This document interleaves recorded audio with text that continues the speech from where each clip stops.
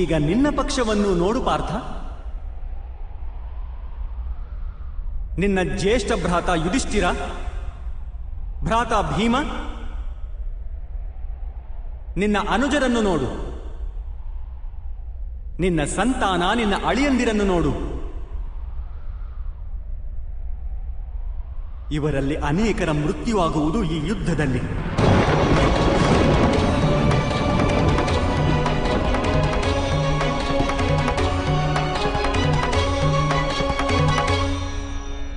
ಇವರೆಲ್ಲರ ಮೃತ್ಯುವಿನ ಸಾಧ್ಯತೆಯಿಂದ ನಿನ್ನ ಹೃದಯ ದುರ್ಬಲವಾಗುವುದಿಲ್ಲವೇ ಪಾರ್ಥ?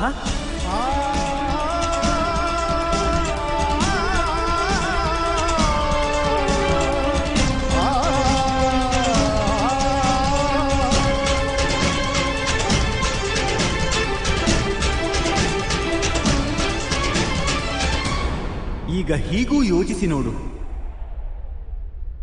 ಭ್ರಾತ ದುರ್ಯೋಧನನ ದೋಷವೇನು? ಒಂದು ವೇಳೆ ಅವನಿಗೆ ರಾಜ್ಯದ ಬಗ್ಗೆ ಆಸೆ ಇದ್ದರೆ,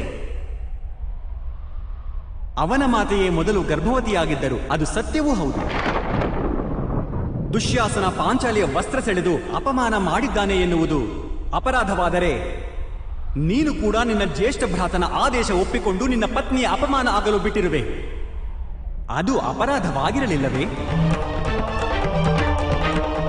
ಮಹಾಮಹಿಮರು ತಮ್ಮ ಪ್ರತಿಜ್ಞೆಯನ್ನೇ ಹೆಚ್ಚು ಮಹತ್ವಪೂರ್ಣ ಎಂದುಕೊಂಡವರು, ಹಾಗೂ ತಮ್ಮ ಕುಲವಧುವಿನ ಶೀಲವನ್ನು ಕಡಿಮೆ ಮಹತ್ವಪೂರ್ಣ ಎಂದುಕೊಂಡವರು. ಅದು ಅಧರ್ಮವಲ್ಲವೇ? ಹಾಗೂ ನಿನ್ನ ಜ್ಯೇಷ್ಠ ಭ್ರಾತ ಯುಧಿಷ್ಠಿರ ತಾವು ನಂಬಿಕೊಂಡ ಧರ್ಮವನ್ನು ಪಾಲಿಸುವುದಕ್ಕೋಸ್ಕರ ದ್ಯೂತ ಸಭೆಯಲ್ಲಿ ಪಾಲ್ಗೊಂಡರು. ಅದು ಅಧರ್ಮವಾಗಿರಲಿಲ್ಲವೇ?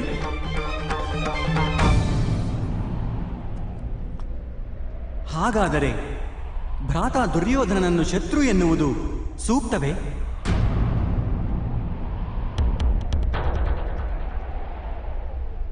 ನಿನಗೆ ನಿನ್ನ ಪಕ್ಷದಲ್ಲಿ ಧರ್ಮ ಕಾಣುತ್ತಿದೆಯೇ ಪಾರ್ಥ?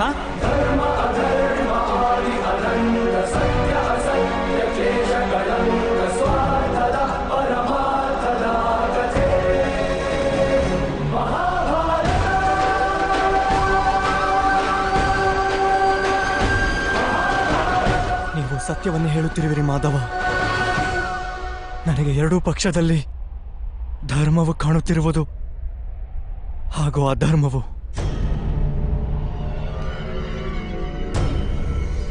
ಅರ್ಥಾತ್ ನೀನು ಯುದ್ಧದ ಅರ್ಥವನ್ನು ತಿಳಿಯಲಿಲ್ಲ, ಹಾಗೂ ಧರ್ಮದ ಸ್ವರೂಪವನ್ನು ತಿಳಿಯಲಿಲ್ಲ ಪಾರ್ಥ.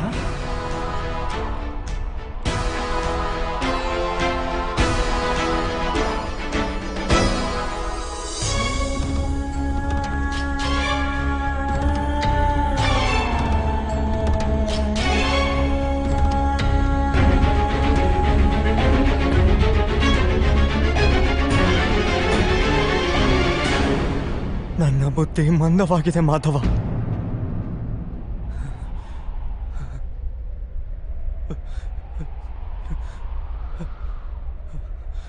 ನನ್ನ ಅಂಗಾಂಗಗಳು ಕಂಪಿಸುತ್ತಿವೆ.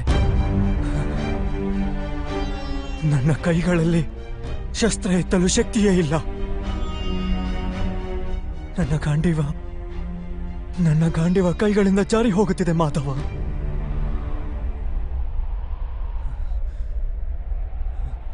ನನಗೆ ಕೇವಲ ಭಯಾನಕ ವಿನಾಶ ಕಾಣಿಸುತ್ತಿದೆ, ಕೇವಲ ಭಯಾನಕವಾದ ವಿನಾಶ.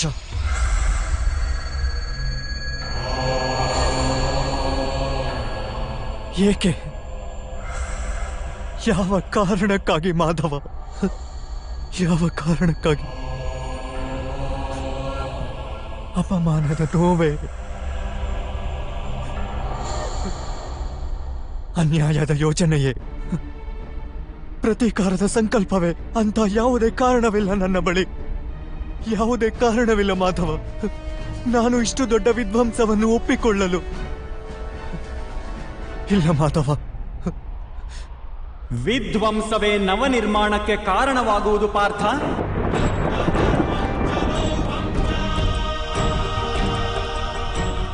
ಮರದ ಒಂದು ಶಾಖೆಯನ್ನು ಕತ್ತರಿಸಿದರೆ ಎರಡು ಶಾಖೆಗಳು ಜನ್ಮ ತಾಳುತ್ತವೆ. ನೀನು ಇಂದಿನ ವಿಧ್ವಂಸದಿಂದ ಏಕೆ ಭಯಭೀತನಾಗಿರುವೆ? ನಾಳೆ ಮತ್ತೆ ನವನಿರ್ಮಾಣವಾಗುವುದು ನಿನಗೆ ಈ ಸತ್ಯ ತಿಳಿದಿಲ್ಲವೇ?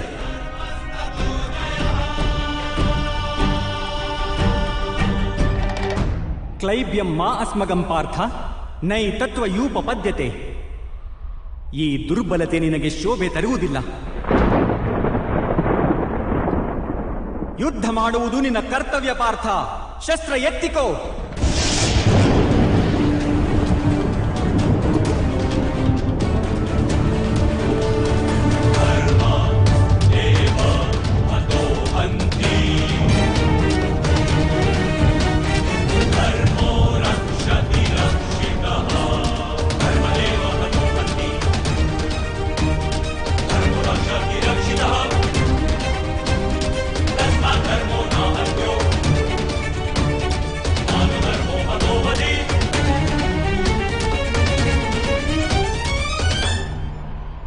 ನಾನು ಹೇಗೆ ಶಸ್ತ್ರ ಎತ್ತಲಿ ಮಾಧವ?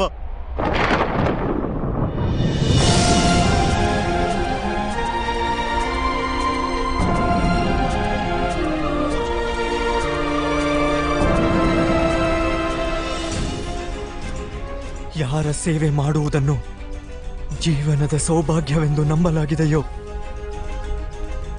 ಅಂತಹ ತಾತಾಶ್ರೀ, ಗುರು ದ್ರೋಣರು, ಮಾಮಾಶ್ರೀ ಹಾಗೂ ಜ್ಯೇಷ್ಠ ಭ್ರಾತರ ಮುಂದೆ ಶಸ್ತ್ರ ಎತ್ತುವ ಧೈರ್ಯವಿಲ್ಲ ನನ್ನೊಳಗೆ ಮಾಧವ. ಅವರ ವಧೆ ಮಾಡುವುದರಿಂದ ನನಗೆ ಸ್ವರ್ಗದ ರಾಜ್ಯವೇ ಪ್ರಾಪ್ತವಾಗುವುದಾದರೂ ಅದು ವ್ಯರ್ಥವೇ ಮಾಧವ, ವ್ಯರ್ಥವೇ.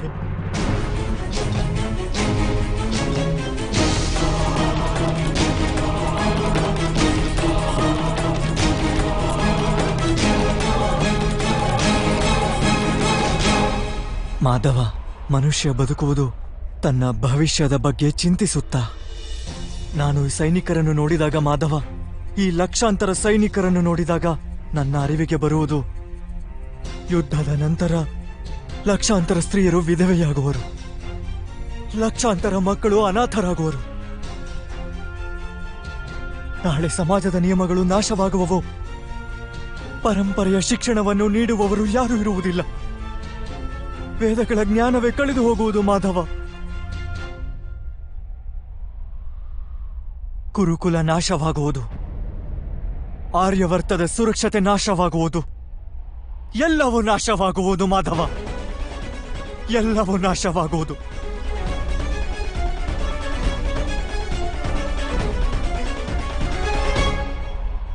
ಬುದ್ಧಿವಂತ ವ್ಯಕ್ತಿಯ ಹಾಗೆ ತರ್ಕ ಮಾಡುತ್ತಿರುವೆ ನೀನು.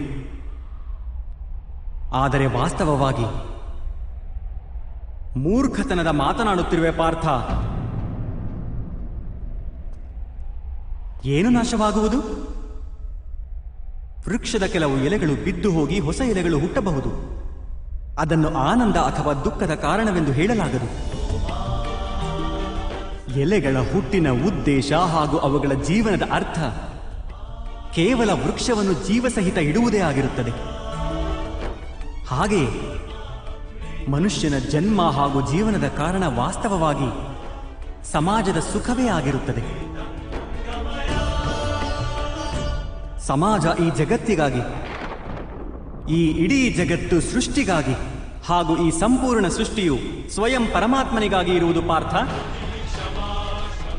ಯಾರು ಈ ಸತ್ಯವನ್ನು ಅರಿಯುತ್ತಾರೋ ಅವರಿಗೆ ಧರ್ಮದ ಮಾರ್ಗ ಎಂದಿಗೂ ಸ್ಪಷ್ಟವಾಗಿ ಕಾಣಿಸುತ್ತದೆ. ಹೌದು ಪಾರ್ಥ, ಈ ಯುದ್ಧದಲ್ಲಿ ವಿಧ್ವಂಸವಾಗುವುದು ಅವಶ್ಯವಾಗಿ ಆಗುವುದು. ಆದರೆ ಇದನ್ನು ತಿಳಿದುಕೋ, ಹೊಸ ಪರಂಪರೆಗಳ ನಿರ್ಮಾಣವೂ ಸಹ ಆಗುವುದು. ಹಳೆಯ ಪರಂಪರೆಗಳು ವಿಷದಂತಾಗಿವೆ. ಸಾವಿರಾರು ವರ್ಷಗಳ ಮೊದಲು ವೇದಗಳು ಯಾವ ಧರ್ಮವನ್ನು ಸೃಷ್ಟಿಸಿದ್ದವೋ ಅದು ಈಗ ಕೇವಲ ಶಬ್ದಗಳಾಗಿ ಮಾತ್ರ ಉಳಿದಿವೆ. ಯಾವ ವರ್ಣ ವ್ಯವಸ್ಥೆ ಮನುಷ್ಯನ ಬುದ್ಧಿಯ ಮೇಲೆ ಆಧಾರವಾಗಿದ್ದಿತೋ ಅದು ಈಗ ಮನುಷ್ಯನ ಜನ್ಮದ ಮೇಲೆ ಆಧಾರಿತವಾಗಿದೆ. ಶೋಷಣೆಯ ಮಾಧ್ಯಮವಾಗಿದೆ ಪಾರ್ಥ.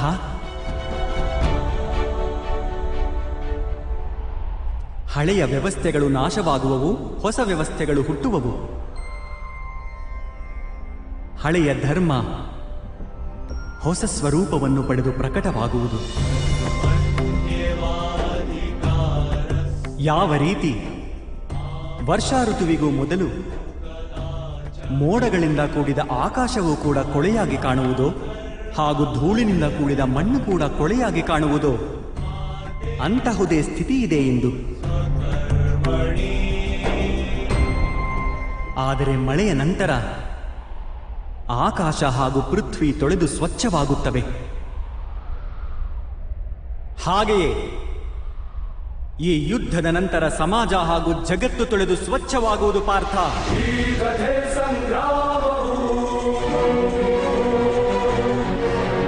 ಯುದ್ಧದ ನಂತರ ಸಮಾಜ ಹಾಗೂ ಜಗತ್ತು ಸ್ವಚ್ಛವಾಗಲೇಬೇಕು. ಆದ್ದರಿಂದ ಮೋಹವನ್ನು ತ್ಯಜಿಸು ಪಾರ್ಥ. ಸಮಗ್ರ ಜಗತ್ತಿನ ಲಾಭದ ಬಗ್ಗೆ ಯೋಚನೆ ಮಾಡು. ಶಸ್ತ್ರ ಕೈಗೆತ್ತಿಕೋ ಹಾಗೂ ಯುದ್ಧ ಮಾಡು. ಕೈಗೆತ್ತಿಕೋ ಹಾಗೂ ಯುದ್ಧ ಮಾಡು. ಕೈಗೆತ್ತಿಕೋ ಹಾಗೂ ಯುದ್ಧ ಮಾಡು.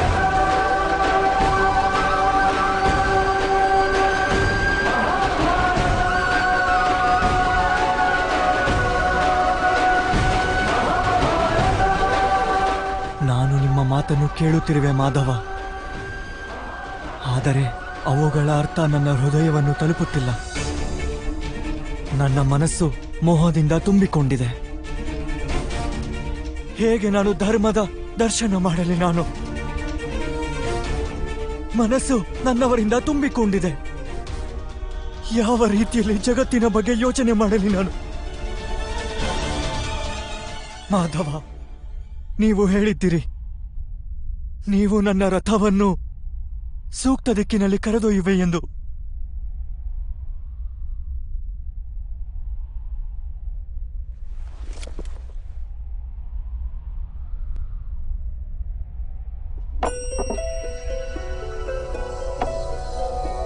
ನಾರಾಯಣಂ ನಮಸ್ಕೃತ್ಯ ನರಂ ಚೈವ ನರೋತ್ತಮಂ ದೇವಿಂ ಸರಸ್ವತಿಂ ವ್ಯಾಸಂ ನನ್ನ ಆತ್ಮದ ಸಾರಥಿಯಾಗಿ ಈ ಜೀವನ ರಥವನ್ನು ಸೂಕ್ತ ಮಾರ್ಗದಲ್ಲಿ ಕರೆದೊಯ್ಯಿರಿ. ನಾರಾಯಣಂ ನಮಸ್ಕೃತ್ಯ ನರಂ ಚೈವ ನರೋತ್ತಮಂ ದೇವಿಂ ಸರಸ್ವತಿಂ ವ್ಯಾಸಂ ತತೋ ಜಯಂ ಉದೀರಯೇ. ಅಂಥದ್ದೇನು ತಿಳಿಯುವುದರಿಂದ ನಾನು ನನ್ನ ದುರ್ಬಲತೆಯನ್ನು ತ್ಯಜಿಸಬಲ್ಲೆ.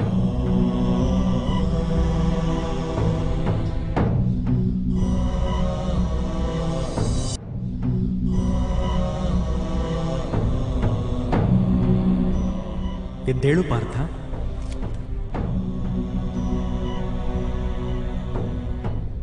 ಹೇಳುವುದನ್ನು ಕೇಳು. ಜೀವನದ ರಹಸ್ಯವನ್ನು ತಿಳಿದುಕೋ. ಜಗತ್ತಿನ ವಾಸ್ತವಿಕ ರೂಪವನ್ನು ಅರ್ಥ ಮಾಡಿಕೊ. ಗಂಗಾ ಮಾತೆಯ ಪ್ರವಾಹದಲ್ಲಿ ಮುಷ್ಟಿಯಿಂದ ಜಲವನ್ನು ತೆಗೆದುಕೊಂಡರೆ ಏನೂ ದೊರೆಯುವುದಿಲ್ಲ ಪಾರ್ಥ. ಆದರೆ ಕೈಗಳನ್ನು ಜೋಡಿಸುವ ಮೂಲಕ ಗಂಗಾ ಪ್ರವಾಹದಿಂದ ತೆಗೆದುಕೊಳ್ಳುವ ಪ್ರಯತ್ನ ಮಾಡಿದರೆ ಅದು ಮುಖದವರೆಗೂ ತಲುಪಬಹುದು.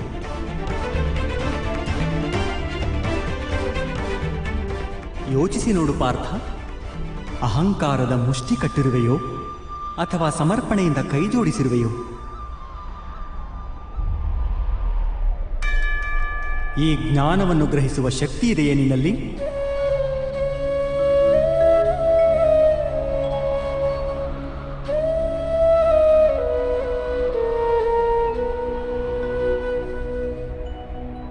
ಈ ಜಗತ್ತು ಎಂದರೇನು ಪಾರ್ಥ? ಮಾನವರು, ದಾನವರು, ಪಶು ಪಕ್ಷಿಗಳು, ಜಂತುಗಳು, ಕೀಟಗಳು, ಮತ್ಸ್ಯ ವೃಕ್ಷಗಳು ಇವೆಲ್ಲ ಹೇಗೆ ಹುಟ್ಟುತ್ತವೆ? ಯಾವ ಪದಾರ್ಥಗಳಿಂದ ಇವು ಮಾಡಲ್ಪಡುತ್ತವೆ? ಹೇಗೆ ಸಾಗುತ್ತವೆ? ಹೇಗೆ ಜೀವಿಸುತ್ತವೆ? ಮೃತ್ಯು ಹೇಗಾಗುತ್ತದೆ ಇವುಗಳದ್ದು? ಹಾಗೂ ಮೃತ್ಯುವಿನ ನಂತರ ಏನಾಗುತ್ತದೆ?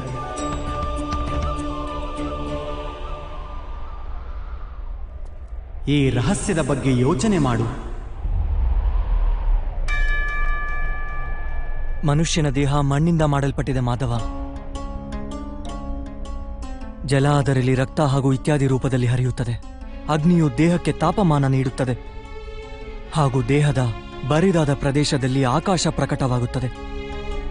ಅರ್ಥಾತ್ ಪೃಥ್ವಿ, ವಾಯು, ಜಲ, ಅಗ್ನಿ ಹಾಗೂ ಆಕಾಶ ಈ ಪಂಚಭೂತಗಳಿಂದಲೇ ಶರೀರದ ನಿರ್ಮಾಣವಾಗಿರುವುದು. ಅರ್ಥಾತ್ ಮಹಾಮಹಿಮರು ಗುರು ದ್ರೋಣರು ಪೃಥ್ವಿ, ಜಲ, ವಾಯು, ಅಗ್ನಿ ಹಾಗೂ ಆಕಾಶಗಳಿಗಿಂತ ಹೆಚ್ಚು ಬೇರೇನೂ ಇಲ್ಲ. ಧರ್ಮಜ್ಞಾನಿಗಳು ಪಂಚಮಹಾಭೂತಗಳಿಂದಲೇ ಆಗಿದ್ದಾರೆ ಹಾಗೂ ಅಧರ್ಮಿಗಳೂ ಕೂಡ. ಹಾಗಾದರೆ ಮೋಹ ಯಾವುದಕ್ಕೋಸ್ಕರ ಪಾರ್ಥ? ಮಣ್ಣಿಗಾಗಿಯೇ?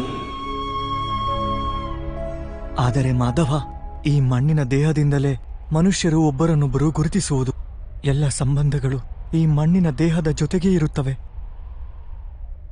ಇಲ್ಲ ಪಾರ್ಥ, ಒಂದು ವೇಳೆ ಅದೇ ಸತ್ಯವಾಗಿದ್ದರೆ ಮೃತ್ಯುವಿನ ನಂತರ ದೇಹವನ್ನು ನಾಶವೇಕೆ ಮಾಡಲಾಗುತ್ತದೆ? ವಾಸ್ತವವಾಗಿ ಮನುಷ್ಯನ ಪರಿಚಯವು ಅವನ ದೇಹದಿಂದಾಗುವುದಿಲ್ಲ, ಅಥವಾ ಸಂಬಂಧಗಳ ಆಧಾರವು ಅವನ ದೇಹದಿಂದಾಗುವುದಿಲ್ಲ.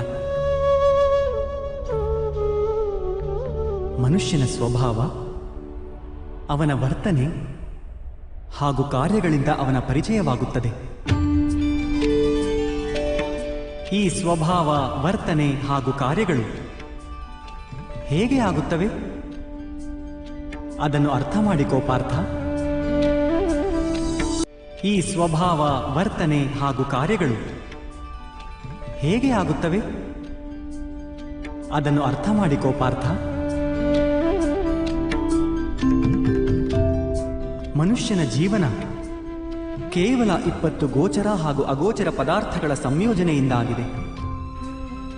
ಆದರೂ ಕೂಡ ಪ್ರತಿಯೊಬ್ಬ ಮನುಷ್ಯನ ಸ್ವಭಾವ ಹಾಗೂ ಕಾರ್ಯಗಳು ಭಿನ್ನ ಭಿನ್ನವಾಗಿಯೇ ಕಾಣುತ್ತವೆ. ಅದಕ್ಕೆ ಕಾರಣವೇನೆಂದರೆ ಈ ಸೃಷ್ಟಿಯ 3 ಗುಣಗಳು: ತಮಸ್ಸು, ರಜಸ್ಸು ಹಾಗೂ ಸತ್ವ. ಈ 3 ಗುಣಗಳ ಅರ್ಥವೇನು ಮಾಧವ? ತಮಸ್ಸಿನ ಅರ್ಥ ಅಂಧಕಾರವಾಗಿದೆ. ಒಳ್ಳೆಯದು ಕೆಟ್ಟದ್ದು ಎನ್ನುವುದನ್ನು ಯೋಚಿಸದೆ ಜೀವನ ವ್ಯಯಿಸುವುದನ್ನು ತಾಮಸಿಕ ವ್ಯವಹಾರ ಎನ್ನಲಾಗುತ್ತದೆ. ಹೇಗೆ ಪಶುಪಕ್ಷಿಗಳು ಜೀವಿಸುವವೋ ಅದು ತಮ್ಮ ಶಾರೀರಿಕ ಇಚ್ಛೆಗಳನ್ನು ಪೂರ್ಣಗೊಳಿಸಲು ಮಾತ್ರ. ಸತ್ವದ ಅರ್ಥ ಜ್ಞಾನದ ಬೆಳಕು. ಯಾವಾಗ ವ್ಯಕ್ತಿಯೊಬ್ಬ ಪ್ರತಿಯೊಂದು ಪರಿಸ್ಥಿತಿಯಲ್ಲೂ ಧರ್ಮ, ಸತ್ಯ ಹಾಗೂ ಪರಂಪರೆಗಳ ಬಗೆಗೆ ಯೋಚಿಸಿ ವ್ಯವಹಾರ ಮಾಡುವನೋ ಅದನ್ನು ಸಾತ್ವಿಕ ಜೀವನ ಎನ್ನಲಾಗುತ್ತದೆ. ಈ ಇಬ್ಬರ ಮಧ್ಯದಲ್ಲಿ ಒಬ್ಬ ವ್ಯಕ್ತಿ ಇರುತ್ತಾನೆ. ಅವನ ಬಳಿ ಜ್ಞಾನವಿರುತ್ತದೆ, ಆದರೆ ಶರೀರ ಹಾಗೂ ಮನಸ್ಸಿನ ಇಚ್ಛೆಗಳ ಅನುಸಾರ ಬಂಧನಕ್ಕೊಳಗಾಗಿರುತ್ತಾನೆ. ಅಂಥ ಮನುಷ್ಯ ರಜಸ್ಸು ಅರ್ಥಾತ್ ಅಹಂಕಾರದ ಮನಸ್ಥಿತಿಯೊಂದಿಗೆ ಜೀವನ ಮಾಡುತ್ತಾನೆ. ತಮಸ್ಸು, ರಜಸ್ಸು ಹಾಗೂ ಸತ್ವಗುಣಗಳ ಹೆಚ್ಚು ಕಡಿಮೆ ಪ್ರಮಾಣದ ಸಂಯೋಜನೆಯಿಂದಲೇ ಮನುಷ್ಯನ ಸ್ವಭಾವ ನಿರ್ಮಾಣವಾಗುತ್ತದೆ.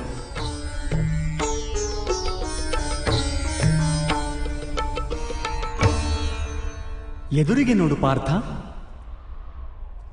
ಈ ಎಲ್ಲರಲ್ಲಿ ನಿನಗೆ ಯಾವ ಗುಣಗಳು ಕಾಣುತ್ತವೆ ಎಂದು. ಯುವರಾಜ ದುರ್ಯೋಧನನಿಗೆ ಧರ್ಮದ ಜ್ಞಾನವಿದೆ, ಆದರೆ ಪಾಲಿಸುವುದಿಲ್ಲ. ಅವನ ಜೀವನದ ಕೇಂದ್ರವೇ ಅಹಂಕಾರ. ಅರ್ಥಾತ್ ಅವನಲ್ಲಿ ತಮಸ್ಸು ಕಡಿಮೆ ಇದೆ, ರಜಸ್ಸು ಹೆಚ್ಚಾಗಿದೆ ಹಾಗೂ ಸತ್ವಗುಣ ಇಲ್ಲವೇ ಇಲ್ಲ.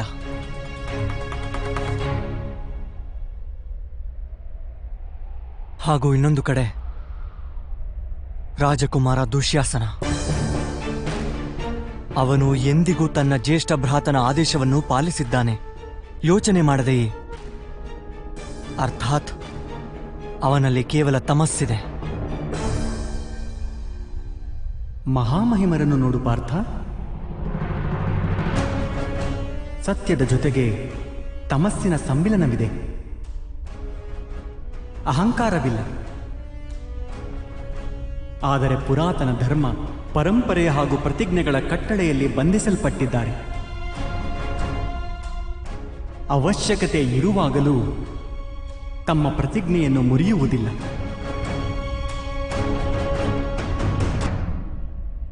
ಗುರು ದ್ರೋಣರನ್ನು ನೋಡು.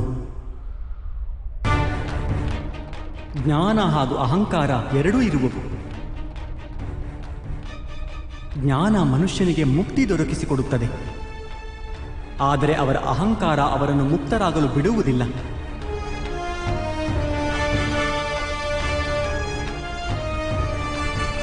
ಆದರೆ ಮಾಧವ,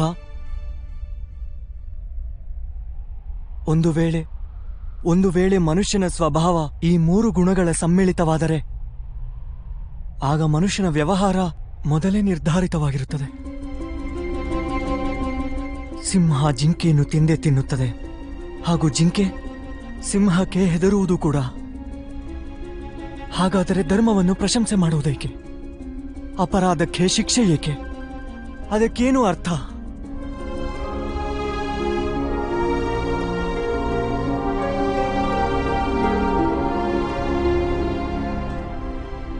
ಉತ್ತಮವಾದ ಪ್ರಶ್ನೆ ಇದು ಪಾರ್ಥ.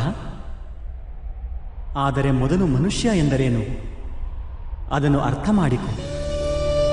ಮನುಷ್ಯನೆಂದರೆ ಕೇವಲ ಪಂಚ ಮಹಾಭೂತಗಳಲ್ಲ, ಪಂಚ ಪದಾರ್ಥಗಳಲ್ಲ, ಪಂಚ ಜ್ಞಾನೇಂದ್ರಿಯಗಳು, ಪಂಚ ಕರ್ಮೇಂದ್ರಿಯಗಳು ಹಾಗೂ 3 ಗುಣಗಳು.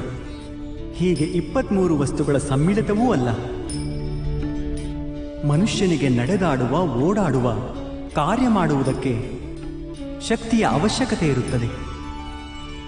ಹಾಗೂ ಶಕ್ತಿಗೆ ಚೈತನ್ಯವೆಂದೂ ಕರೆಯುತ್ತೇವೆ. ಹಾಗಾದರೆ ಮಾಧವ, ಮನುಷ್ಯನೇ ಅದರ ಚೇತನವೇ?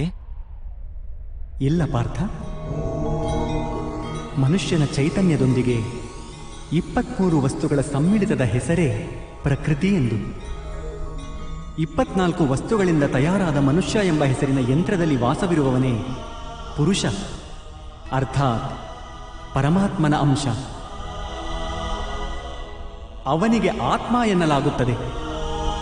ಯಾವಾಗ ಪ್ರಕೃತಿ ಹಾಗೂ ಪುರುಷನ ಸಮ್ಮಿಲನವಾಗುತ್ತದೆಯೋ, ಅರ್ಥಾತ್ ಯಾವಾಗ ಪರಮಾತ್ಮನ ಅಂಶ ಆತ್ಮರೂಪದಲ್ಲಿ ಮನುಷ್ಯನಲ್ಲಿ ವಾಸ ಮಾಡುತ್ತದೋ, ಆಗ ಮನುಷ್ಯ ಜೀವ ಪಡೆಯುತ್ತಾನೆ. ಈ ಆತ್ಮವೆಂದರೇನು ಮಾಧವ? ಹಾಗೂ ಅದನ್ನು ಅರಿಯುವ ಉಪಾಯವೇನು? ಮನುಷ್ಯ ಹೇಗೆ ರಥವನ್ನು ಉಪಯೋಗಿಸುವನೋ ಹಾಗೆಯೇ ಆತ್ಮವು ಶರೀರ ಎಂಬ ಹೆಸರಿನ ಈ ಯಂತ್ರವನ್ನು ಉಪಯೋಗಿಸುತ್ತದೆ. ಶರೀರದ ಮಾಧ್ಯಮದಿಂದ ಶರೀರದ ಸುಖ ದುಃಖಗಳನ್ನು ಉಪಭೋಗಿಸುತ್ತದೆ. ಆದರೆ ಆತ್ಮವು ಶರೀರವಲ್ಲ ಪಾರ್ಥ. ಶರೀರದ ನಾಶ ಮಾಡಬಹುದು ಅಷ್ಟೇ, ಆದರೆ ಆತ್ಮದ ನಾಶವನ್ನು ಮಾಡಲಾಗುವುದಿಲ್ಲ. ನೈನಂ ಚಿಂದಂತಿ ಶಸ್ತ್ರಾಣಿ ನೈನಂ ದಹತಿ ಪಾವಕ ನ ಚೈನಂ ಕ್ಲೇದಯಂ ತಾಪೋನ ಶೋಷಯತಿ ಮಾರುತಃ. ಆತ್ಮವನ್ನು ಶಸ್ತ್ರದಿಂದ ಛೇದಿಸಲಾಗದು, ಅಗ್ನಿಯಿಂದ ದಹಿಸುವುದಕ್ಕೂ ಆಗದು, ಜಲ ಅದನ್ನು ದುರ್ಬಲ ಮಾಡಲೂ ಆಗದು, ಹಾಗೂ ಗಾಳಿ ಅದನ್ನು ಒಣಗಿಸಲೂ ಆಗದು. ಆತ್ಮವು ಶರೀರದಲ್ಲಿದ್ದರೂ ಸಹ ಅಮರವಾಗಿರುತ್ತದೆ. ನ ಹನ್ಯತೆ ಹನ್ಯಮಾನೇ ಶರೀರೆ. ಪಾರ್ಥ, ಶರೀರದ ಹತ್ಯೆಯನ್ನು ಮಾಡಬಹುದು, ಆದರೆ ಆತ್ಮದ ಹತ್ಯೆಯನ್ನಂತೂ ಮಾಡಲಾಗುವುದಿಲ್ಲ. ಆತ್ಮವು ಸರ್ವವ್ಯಾಪಿಯಾಗಿರುತ್ತದೆ, ಅಚಲವಾಗಿದೆ, ಸ್ಥಿರವಾಗಿದೆ, ಸನಾತನವಾಗಿದೆ. ಹಳೆಯ ವಸ್ತ್ರವನ್ನು ತ್ಯಜಿಸಿ ಹೇಗೆ ಮನುಷ್ಯ ಹೊಸ ವಸ್ತ್ರವನ್ನು ಧರಿಸುವನೋ, ಹಾಗೆಯೇ ಆತ್ಮವು ಹಳೆಯ ಶರೀರವನ್ನು ಬಿಟ್ಟು ಮತ್ತೆ ಮತ್ತೆ ಹೊಸ ಶರೀರವನ್ನು ಧರಿಸುತ್ತದೆ. ಆದರೆ ಮಾಧವ, ನಾನು ಜಗದ ಅನುಭವವನ್ನು ನನ್ನ ಶರೀರದ ಮಾಧ್ಯಮದಿಂದಲೇ ಪಡೆಯುತ್ತೇನೆ. ನನ್ನನ್ನು ದೇಹವಲ್ಲವೆಂದುಕೊಂಡರೆ ನಾನು ಆತ್ಮವನ್ನು ಹೇಗೆ ಅರಿಯಬಲ್ಲೆ? ನಮ್ಮನ್ನು ಆತ್ಮದ ರೂಪದಲ್ಲಿ ಅರಿಯುವುದು ಅಸಂಭವವೇನೂ ಅಲ್ಲ ಪಾರ್ಥ. ಅಂಧರೂ ಜೀವಿಸುತ್ತಾರೆ, ಕಿವುಡರೂ ಜೀವಿಸುತ್ತಾರೆ, ಯಾರ ಬಳಿ ಕೈಕಾಲುಗಳಿರುವುದಿಲ್ಲವೋ ಅವರೂ ಜೀವಿಸುತ್ತಾರೆ. ಇದು ಸ್ಪಷ್ಟ. ಶರೀರವೆಂದರೆ ಮನುಷ್ಯನಲ್ಲ. ಯಾರ ಚೇತನ ಹೊರಟು ಹೋಗುವುದೋ, ಯಾರಿಗೆ ಮೂರ್ಛೆ ಹೋಗುವುದೋ ಅವರೂ ಜೀವಿಸುತ್ತಾರೆ. ಆದ್ದರಿಂದ ಇದು ಸ್ಪಷ್ಟ. ಮನುಷ್ಯನ ಚೇತನ ತತ್ವ ಅದೂ ಶರೀರವಲ್ಲ. ಇದೇ ರೀತಿ ಯಾವ ವ್ಯಕ್ತಿ ತನ್ನ ಅಂತರಾಳದಲ್ಲಿ ಹುಡುಕುವನೋ, ನಾನು ಇಂದ್ರಿಯಗಳಲ್ಲ, ಶರೀರವಲ್ಲ, ಭಾವನೆಗಳಲ್ಲ, ಕಲ್ಪನೆಯಲ್ಲ, ಜ್ಞಾನವು ನಾನಲ್ಲ ಎಂದು ಯಾರಿದನ್ನು ಅರ್ಥ ಮಾಡಿಕೊಳ್ಳುತ್ತಾರೋ ಅವರು ಅಂತ್ಯದಲ್ಲಿ ಸ್ವಯಂ ತಮ್ಮನ್ನು ಆತ್ಮದ ರೂಪದಲ್ಲಿ ಅರ್ಥ ಮಾಡಿಕೊಳ್ಳುತ್ತಾರೆ. ಈ ಆತ್ಮದ ಕಾರ್ಯವೇನು ಮಾಧವ? ಯಾರು ಪರಬ್ರಹ್ಮನ ಭಾಗವಾಗುವರೋ, ಪುರುಷ ಹಾಗೂ ಪ್ರಕೃತಿಯಾಗುವರೋ, ಆಗ ಪುರುಷ ಅರ್ಥಾತ್ ಪರಮಾತ್ಮನ ಅಂಶ ಆತ್ಮರೂಪದಲ್ಲಿ ಪ್ರಕೃತಿಯ ಪ್ರತಿಯೊಂದು ವಸ್ತುವಿನಲ್ಲೂ ವಾಸ ಮಾಡುವುದು. ಆ ಆತ್ಮವನ್ನು ಮೋಹ ಹಾಗೂ ಅಂಧಕಾರಗಳು ಆವರಿಸಿಕೊಳ್ಳುವವು ಪಾರ್ಥ. ಆ ಮೋಹನಿದ್ರೆಯಿಂದ ಜಾಗೃತರಾಗಿ ಸ್ವಯಂ ತಮ್ಮನ್ನು ಪರಮಾತ್ಮನ ಅಂಶವೆಂದು ಅರಿಯುವುದೇ ಆತ್ಮದ ಕರ್ತವ್ಯ, ಉದ್ದೇಶ ಹಾಗೂ ಜೀವನದ ಕಾರ್ಯ. ಆದರೆ ಮಾಧವ, ಪ್ರತಿ ಆತ್ಮವು ಪರಮಾತ್ಮನ ಅಂಶವಾದರೆ ಪ್ರಗತಿ ಹಾಗೂ ಉನ್ನತಿ ಪರಮಾತ್ಮನೇ ಮಾಡುತ್ತಿರುವನೇ? ಹೇಗೆ ಕೆಸರಿನಲ್ಲಿ ಬಿದ್ದಂತಹ ರತ್ನವು ಹೊಳೆಯುವುದಿಲ್ಲವೋ ಹಾಗೆಯೇ ಪ್ರಕೃತಿಯ 24 ವಸ್ತುಗಳಿಂದ ಆವರಿಸಲ್ಪಟ್ಟ ಆತ್ಮ ಮರೆತು ಬಿಡುತ್ತದೆ ತಾನು ಪರಮಾತ್ಮನ ಅಂಶವೆನ್ನುವುದನ್ನು. ಹೆಚ್ಚಿನ ಆತ್ಮಗಳು ತಮ್ಮ ದೇಹಗಳನ್ನೇ ಎಲ್ಲವೂ ಎಂದುಕೊಳ್ಳುತ್ತವೆ. ತಾನು ದೇಹದಿಂದ ಭಿನ್ನ ಎಂದು ಅರಿಯುವುದೇ ಇಲ್ಲ. ಶರೀರಕ್ಕೆ ಯಾವ ಸುಖ, ದುಃಖ, ಸ್ವಾದ, ಗಂಧ ಇವುಗಳ ಅನುಭವವಾಗುವುದೋ ಅದನ್ನು ತನ್ನದೇ ಅನುಭವವೆಂದು ತಿಳಿಯುತ್ತದೆ. ಹಾಗೂ ಬದಲಾವಣೆಯ ಪ್ರಯತ್ನವನ್ನೇ ಮಾಡುವುದಿಲ್ಲ.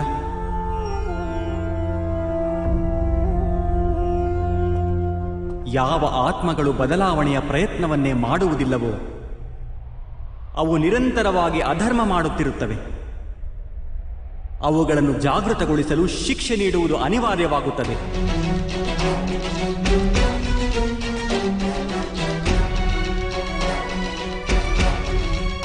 ನೀನು ಇದನ್ನು ಅರ್ಥ ಮಾಡಿಕೋ ಪಾರ್ಥ.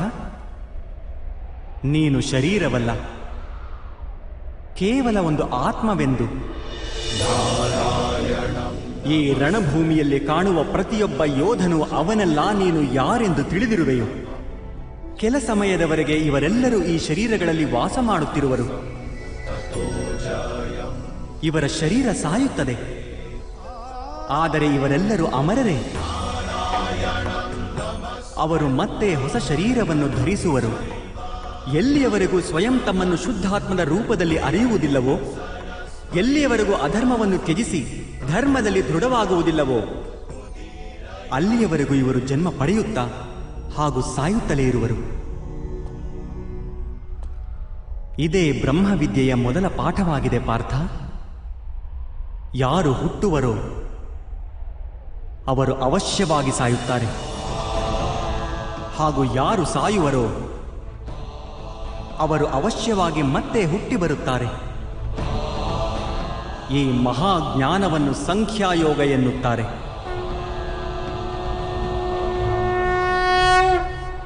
ಧರ್ಮ ಹಾಗೂ ಅಧರ್ಮ ಎಂದರೇನು ಮಾಧವ? ಯಾವ ಮಾರ್ಗದ ಮೂಲಕ ಮನುಷ್ಯ ಸ್ವಯಂ ತನ್ನನ್ನೇ ಆತ್ಮದ ರೂಪದಲ್ಲಿ ನೋಡುವನೋ, ಪರಮಾತ್ಮನ ಅಂಶವಾಗಿ ಸ್ವಯಂ ತನ್ನನ್ನೇ ತಿಳಿದುಕೊಳ್ಳುವನೋ, ಆ ಮಾರ್ಗಕ್ಕೆ ಧರ್ಮ ಎನ್ನುತ್ತಾರೆ.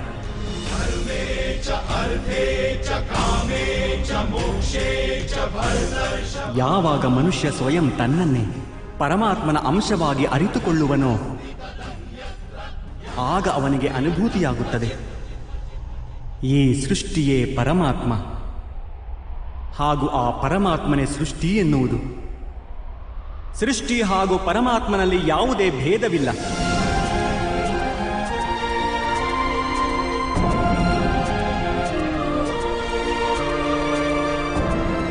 ಯಾವ ಮನುಷ್ಯ ಇದನ್ನು ಅರಿಯುವನೋ ಅವನು ಇತರ ಮನುಷ್ಯರು ಹಾಗೂ ಪ್ರಾಣಿಗಳ ವಿಷಯದಲ್ಲಿ ನಿರ್ದಯಿ ಹಾಗೂ ಕಠೋರವಾಗಿರುವುದಿಲ್ಲ.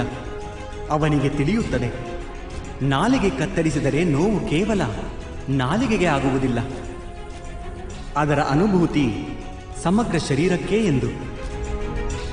ಹಾಗೆಯೇ ಒಬ್ಬ ಮನುಷ್ಯನಿಗೆ ನೋವಾದರೆ ಸಮಗ್ರ ಜಗತ್ತೇ ಆ ನೋವನ್ನು ಅನುಭವಿಸುತ್ತದೆ. ಎಲ್ಲಿಯವರೆಗೂ ಈ ಜಗತ್ತಿನಲ್ಲಿ ಒಬ್ಬ ಮನುಷ್ಯನಿಗೂ ನೋವಾಗುತ್ತಿದ್ದರೆ ಅಲ್ಲಿಯವರೆಗೂ ವಾಸ್ತವವಾಗಿ ಯಾರ ಸುಖವೂ ಸಂಪೂರ್ಣವಾಗುವುದಿಲ್ಲ. ಇದನ್ನು ಅರಿತಾಗ ಮನುಷ್ಯನ ಮನಸ್ಸು ಕರುಣೆಯಿಂದ ತುಂಬಿಕೊಂಡರೆ ಅದನ್ನು ಧರ್ಮ ಎನ್ನುತ್ತಾರೆ.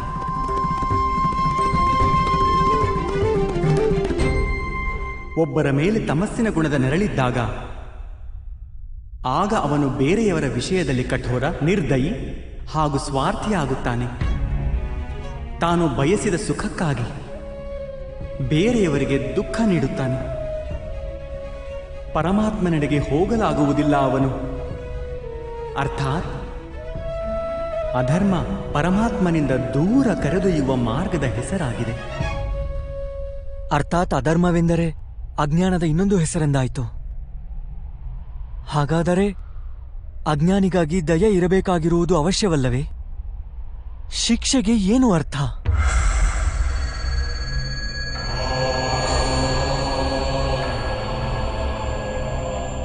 ಅಜ್ಞಾನಿ ಜ್ಞಾನದ ಬೆಲೆ ತಿಳಿದುಕೊಳ್ಳಲು ಸಿದ್ಧನಾಗದಿದ್ದರೆ, ಜ್ಞಾನದೆಡೆಗೆ ದೃಷ್ಟಿ ಹರಿಸಲು ಸಿದ್ಧನಾಗದಿದ್ದರೆ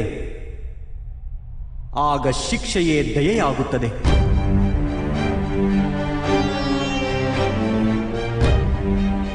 ಅವರಿಗಾಗಿಯೂ ಹಾಗೂ ಬೇರೆಯವರಿಗಾಗಿಯೂ. ಸೃಷ್ಟಿಯ ನಡೆ ಎಂದಿಗೂ ಪರಮಾತ್ಮನೆಡೆಗೇ ಇರಬೇಕು, ಅದು ಅನಿವಾರ್ಯ. ಆದರೆ ಆಗಾಗ ಎಂಥ ಸ್ಥಿತಿ ಉದ್ಭವವಾಗುತ್ತದೆ ಎಂದರೆ ಅಜ್ಞಾನ, ಮೋಹ ಹಾಗೂ ಅಧರ್ಮ ಹೆಚ್ಚಾಗುತ್ತವೆ. ಜಗತ್ತಿನಿಂದ ಧರ್ಮ ಲುಪ್ತವಾಗುವ ಭಯ ಉದ್ಭವವಾಗುತ್ತದೆ. ಜಗತ್ತಿನಿಂದ ಯಾವಾಗ ಧರ್ಮ ಲುಪ್ತವಾಗುವುದೋ ಕರುಣೆಯು ನಾಶವಾಗುತ್ತದೆ ಹಾಗೂ ಸತ್ಯವೂ ನಾಶವಾಗುತ್ತದೆ. ಮುಂಬರುವ ಪೀಳಿಗೆಗೆ ಧರ್ಮ ಪ್ರಾಪ್ತವಾಗಬೇಕು. ಅದಕ್ಕಾಗಿ ಇಂದು ಅಧರ್ಮೀಯರ ನಾಶ ಮಾಡಿ ಧರ್ಮವನ್ನು ಪುನಃಸ್ಥಾಪನೆ ಮಾಡುವುದು ಅನಿವಾರ್ಯವಾಗಿದೆ.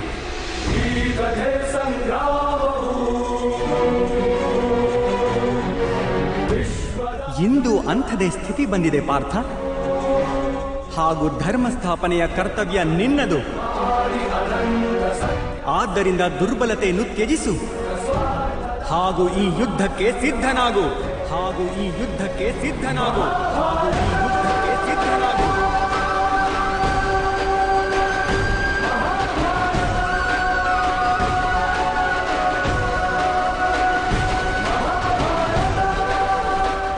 ಆದರೆ ನನ್ನ ಕೈಗಳಿಂದ ಹತ್ಯೆಗಳಾಗುವವು ಮಾಧವ. ನನ್ನಿಂದ ಯಾರದೋ ಪ್ರಾಣ ಹೋದರೆ ನನ್ನ ಅಂತರಾಳದ ಕರುಣೆ ನಾಶವಾಗುವುದಿಲ್ಲವೇ? ಹಾಗೂ ಒಂದು ವೇಳೆ ಧರ್ಮದ ಆಧಾರ ಕರುಣೆಯಾದರೆ ನನ್ನ ಆತ್ಮ ಅಧರ್ಮಿಯಾಗುವುದಿಲ್ಲವೇ?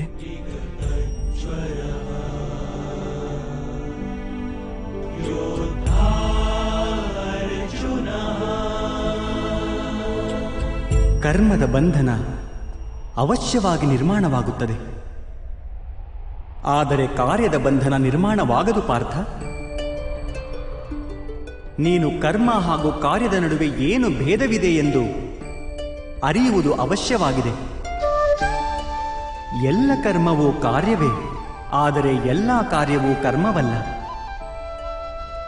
ಕರ್ಮವೆಂದು ಆ ಕಾರ್ಯಕ್ಕೆ ಹೇಳುತ್ತಾರೆ ಯಾವುದರ ಜೊತೆ ಫಲದ ಅಪೇಕ್ಷೆ ಸೇರಿದೆಯೋ.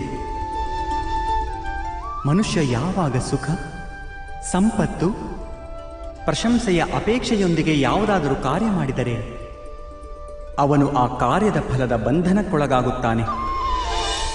ಯಾವಾಗ ಒಂದು ಕರ್ಮವನ್ನು ಯಾವುದೇ ಅಪೇಕ್ಷೆಯೊಂದಿಗೆ ಮಾಡಿದರೆ ಅದನ್ನು ಸಕಾಮ ಕರ್ಮಯೋಗ ಎನ್ನುತ್ತಾರೆ.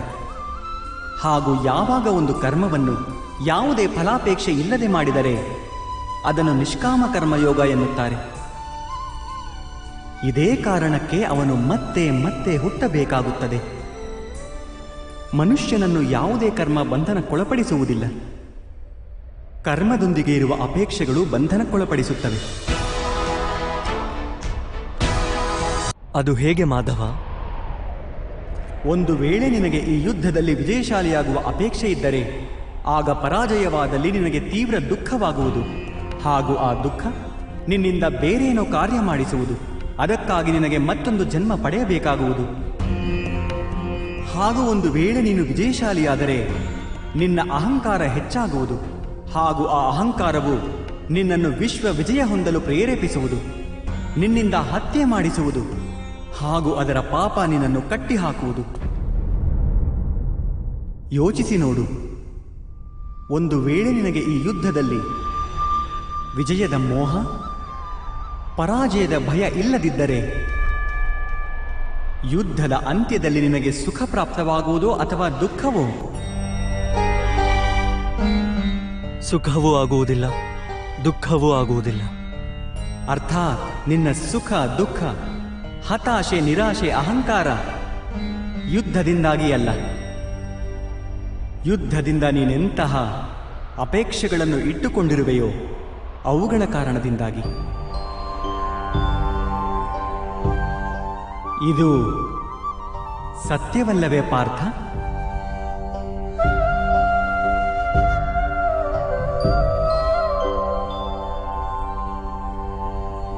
ಸುಖ ದುಃಖೇ ಸಮೇ ಕೃತ್ವಾ ಲಾಭಾಲಾಭೌ ಜಯಾಜಯೌ ತತೋ ಯುದ್ಧಾಯ ಯುಜ್ಯಸ್ವ ನೇವಂ ಪಾಪ ಮವಾಪ್ಸ್ಯಸಿ.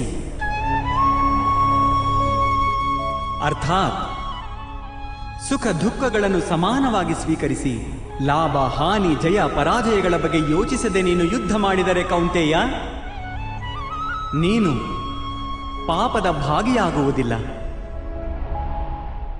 ಇದನ್ನೇ ಕರ್ಮಯೋಗ ಎನ್ನುತ್ತಾರೆ. ಯಾರು ಸಂಖ್ಯೆಯ ಜ್ಞಾನ ಪಡೆಯುತ್ತಾರೋ ಅವರಿಗೆ ಇದು ತಿಳಿಯುತ್ತದೆ. ಅದು ಶರೀರವಲ್ಲ, ಕೇವಲ ಒಂದು ಆತ್ಮ ಎಂದು.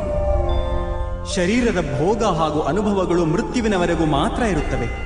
ಅರ್ಥಾತ್ ಅವು ವಾಸ್ತವವಲ್ಲ, ಕೇವಲ ಮಾಯೆ ಮಾತ್ರ. ಅಂಥವರಿಗೆ ಕರ್ಮಯೋಗಿಯಾಗುವುದು ಸುಲಭವಾಗುತ್ತದೆ. ಆದರೆ ಮಾಧವ, ಒಂದು ವೇಳೆ ಕಾರ್ಯದ ಜೊತೆಗಿನ ಬಂಧನ ನಿರ್ಧಾರಿತವಾಗಿದ್ದರೆ ಜಗತ್ತನ್ನು ತ್ಯಜಿಸಿ ಸನ್ಯಾಸತ್ವ ತೆಗೆದುಕೊಳ್ಳುವುದು ಸೂಕ್ತವಲ್ಲವೇ? ಇದೇ ಚಿಂತನೆಯ ಕಾರಣದಿಂದ ಇಂದು ಈ ಯುದ್ಧವಾಗುತ್ತಿರುವುದು ಪಾರ್ಥ.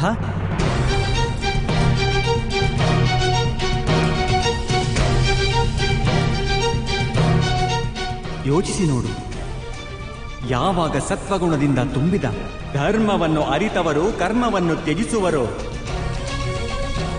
ಆಗ ಅಧರ್ಮದಿಂದ ತುಂಬಿದವರೇ ಜಗತ್ತನ್ನು ಮುನ್ನಡೆಸುತ್ತಾರೆ.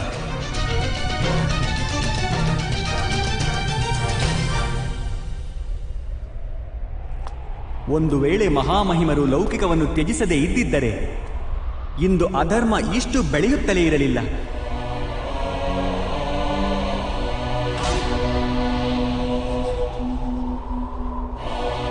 ಹಾಗೂ ನಿನ್ನ ಪಿತಾ ಸನ್ಯಾಸ ಸ್ವೀಕರಿಸದಿದ್ದರೆ ಇಂದು ಭ್ರಾತ ಯುಧಿಷ್ಠಿರ ಸುಖವಾಗಿ ರಾಜ್ಯವಾಳುತ್ತಿದ್ದರು.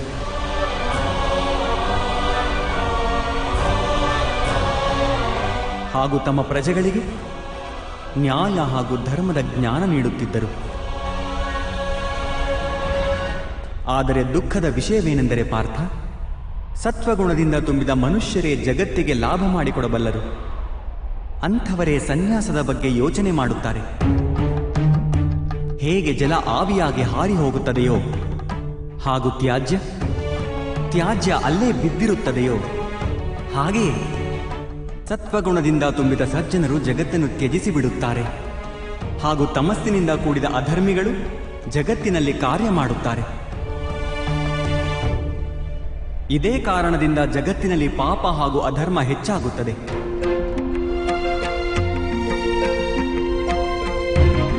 ಆದರೆ ಕರ್ಮಯೋಗ ಇಂಥ ವಿಚಿತ್ರ ಸ್ಥಿತಿಯಿಂದ ಇಡೀ ಜಗತ್ತನ್ನೇ ರಕ್ಷಿಸುತ್ತದೆ. ಕರ್ಮಯೋಗಿಯು ಫಲಾಪೇಕ್ಷೆಯನ್ನು ತ್ಯಜಿಸುತ್ತಾರೆ, ಆದರೆ ಕರ್ಮವನ್ನು ತ್ಯಜಿಸುವುದಿಲ್ಲ. ಅಂಥವರು ಇದೇ ಜಗತ್ತಿನಲ್ಲಿರುತ್ತಾರೆ. ಸನ್ಯಾಸಿಗಳ ಹಾಗೆ ಎಲ್ಲ ಕೆಲಸಗಳನ್ನೂ ಮಾಡುತ್ತಾರೆ, ಆದರೆ ಅದರಲ್ಲಿ ಮುಳುಗಿ ಹೋಗುವುದಿಲ್ಲ. ಕರ್ಮಯೋಗಿ ತನ್ನ ಸಂತಾನಗಳಿಂದ, ಸ್ವಜನರಿಂದ, ತನ್ನ ಪ್ರಜೆಗಳಿಂದ ಯಾವುದೇ ಅಪೇಕ್ಷೆ ಆಸೆಗಳನ್ನು ಇಟ್ಟುಕೊಳ್ಳುವುದಿಲ್ಲ.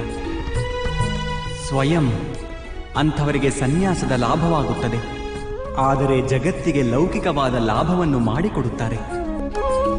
ಮನುಷ್ಯ ತನ್ನ ಸಂತಾನಗಳ ಸುಖಕ್ಕಾಗಿ ಶ್ರಮ ಪಡುತ್ತಾನೆ ಮಾಧವ. ಹಾಗಾಗಿ ಸುಖದ ಅಪೇಕ್ಷೆಯನ್ನೇಕಿಟ್ಟುಕೊಳ್ಳಬಾರದು.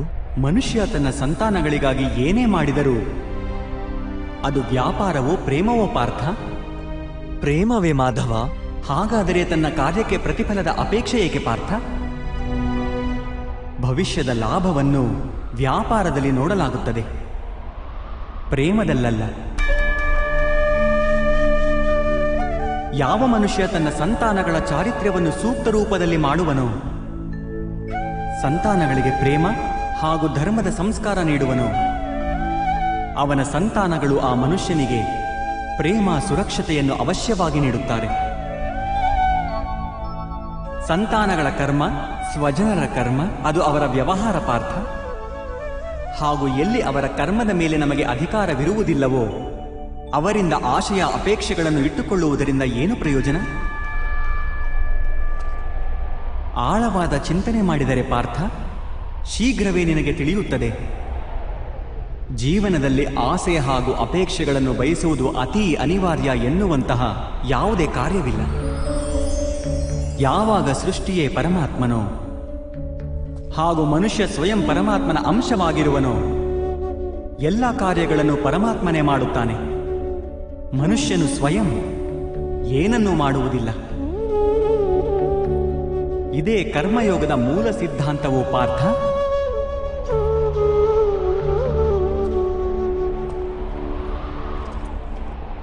ನೀನು ಕರ್ಮಯೋಗಿಯಾಗಿ ಈ ಯುದ್ಧ ಮಾಡುವುದು ಅವಶ್ಯ ಪಾರ್ಥ. ತ್ರೈಗುಣ್ಯ ವಿಷಯ ವೇದ ನಿಸ್ತ್ರೈಗುಣ್ಯೋ ಭವ ಅರ್ಜುನ. ನಿರ್ದ್ವಂದ್ವೋ ನಿತ್ಯ ಸತ್ಪಸ್ಥೋ ನಿರ್ಯೋಗಕ್ಷೇಮ ಆತ್ಮವಾನ್. ಮೂರು ಗುಣಗಳನ್ನು ತ್ಯಾಗ ಮಾಡಿ ನಿರ್ಗುಣನಾಗು ಪಾರ್ಥ. ಈ ದ್ವಂದ್ವದಿಂದ ಮುಕ್ತನಾಗು. ಎಂದಿಗೂ ಸತ್ವ ಅರ್ಥಾತ್ ಪರಮಾತ್ಮನಲ್ಲಿ ಬುದ್ಧಿವಂತಿಕೆಯಿಂದ ಕರ್ತವ್ಯವನ್ನು ಪಾಲನೆ ಮಾಡುತ್ತಿರು. ಏನಾದರೂ ಪ್ರಾಪ್ತಿ ಹೊಂದುವ ಇಚ್ಛೆಯನ್ನು ಹಾಗೂ ಪ್ರಾಪ್ತಿ ಹೊಂದಿದ್ದನ್ನು ರಕ್ಷಿಸುವಂತಹ ಚಿಂತನೆಯನ್ನು ತ್ಯಜಿಸಿಬಿಡು ಪಾರ್ಥ. ಹಾಗೂ ನಿನ್ನ ಆತ್ಮವನ್ನು ಸ್ವತಂತ್ರಗೊಳಿಸು.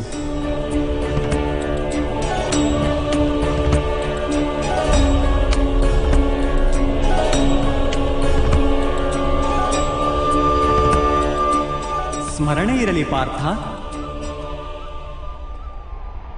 ಕರ್ಮಣ್ಯೇವಾಧಿಕಾರಸ್ತೆ ಮಾ ಫಲೇಷು ಕದಾಚನ ಮಾ ಕರ್ಮ ಫಲ ಹೇತುರ್ಭು ಮಾತೆ ಸಂಗೋಸ್ತ್ವ ಕರ್ಮಣಿ.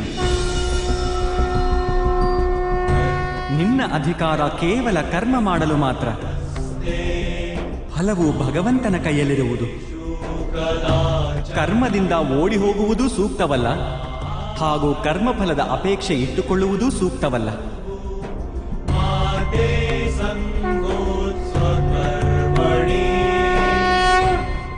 ಅಂದರೆ ಫಲವನ್ನು ತ್ಯಜಿಸಬೇಕು, ಆದರೆ ಕರ್ಮವನ್ನು ತ್ಯಜಿಸಬಾರದು.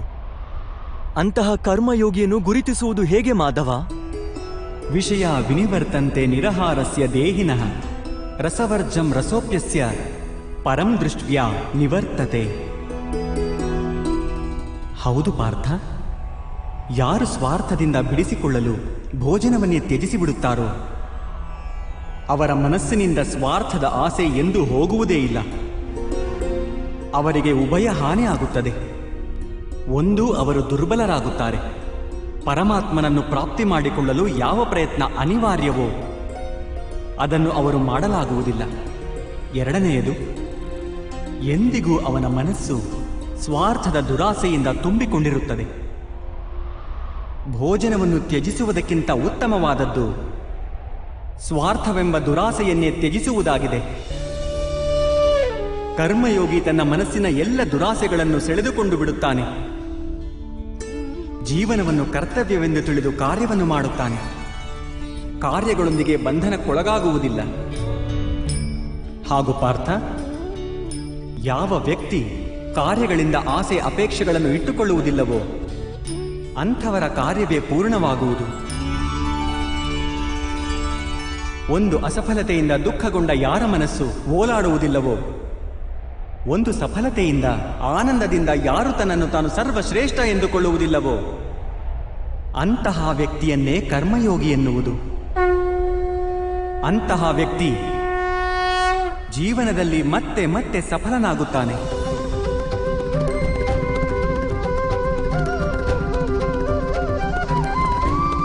ಧ್ಯಾಯತೋ ವಿಷಯಾನ್ ಪುಂಸ ಸಂಗಸ್ತೇಷೂಪಜಾಯತೆ ಸಂಗಾತ್ ಸಂಜಾಯತೆ ಕಾಮಃ ಕಾಮಾತ್ ಕ್ರೋಧೋಭಿಜಾಯತೆ ಕ್ರೋಧಾತ್ ಭವತಿ ಸಮ್ಮೋಹ ಸಮ್ಮೋಹಾತ್ ಸ್ಮೃತಿ ವಿಭ್ರಮಃ ಸ್ಮೃತಿ ಭ್ರಂಶಾತ್ ಬುದ್ಧಿನಾಶೋ ಬುದ್ಧಿನಾಶಾತ್ ಪ್ರಣಶ್ಯತಿ.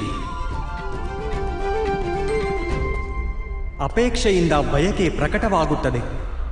ಹಾಗೂ ಬಯಕೆಯ ಸ್ವಭಾವವೇ ಅಸಂತುಷ್ಟವಾಗಿರುವುದು. ಅಸಂತೋಷದಿಂದ ಕ್ರೋಧ ಉತ್ಪನ್ನವಾಗುವುದು. ಹಾಗೂ ಕ್ರೋಧದಿಂದ ಮೋಹ ಹುಟ್ಟುವುದು. ಮೋಹದಿಂದಾಗಿ ವ್ಯಕ್ತಿಯು ಆಚಾರ ಹಾಗೂ ವ್ಯವಹಾರಗಳ ಜ್ಞಾನವನ್ನೇ ಮರೆತು ಬಿಡುತ್ತಾನೆ. ಜ್ಞಾನ ಕಳೆದುಕೊಳ್ಳುವುದರಿಂದ ಬುದ್ಧಿ ಕಳೆದುಕೊಳ್ಳುತ್ತಾನೆ. ಅನುಚಿತವಾದ ಕಾರ್ಯಗಳು ಆಗತೊಡಗುತ್ತವೆ. ಹಾಗೂ ಸಮಾಜವು ಅಂತಹ ವ್ಯಕ್ತಿಯ ಶತ್ರುವಾಗಿ ಬಿಡುತ್ತದೆ. ಹಾಗೂ ಅಂತ್ಯದಲ್ಲಿ ಅಂಥ ಮನುಷ್ಯನ ಸಂಪೂರ್ಣ ಪತನವಾಗಿ ಬಿಡುತ್ತದೆ.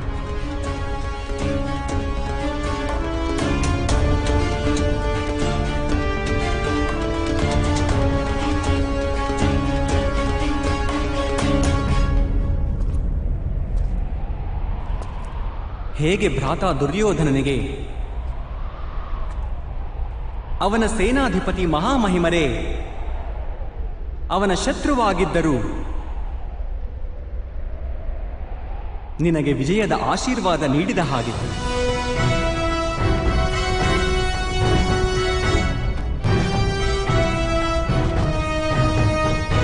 ಪಾರ್ಥ, ಕರ್ಮಯೋಗ ಬ್ರಹ್ಮವಿದ್ಯೆಯ ಎರಡನೆಯ ಚರಣವಿದ್ದಂತೆ. ಪರಮಾತ್ಮನಲ್ಲಿ ನಿನ್ನ ಬುದ್ಧಿಯನ್ನು ಸ್ಥಿರವಾಗಿಸು. ಸ್ವಯಂ ನಿನ್ನನ್ನೇ ಆತ್ಮವೆಂದು ತಿಳಿ. ಮಿಥ್ಯ ಬಂಧನಗಳಿಂದ ಮುಕ್ತನಾಗು. ಹಾಗೂ ಫಲಾಪೇಕ್ಷೆಗಳನ್ನು ತ್ಯಾಗ ಮಾಡಿ ಕೇವಲ ಕರ್ಮ ಮಾಡುತ್ತಿರು.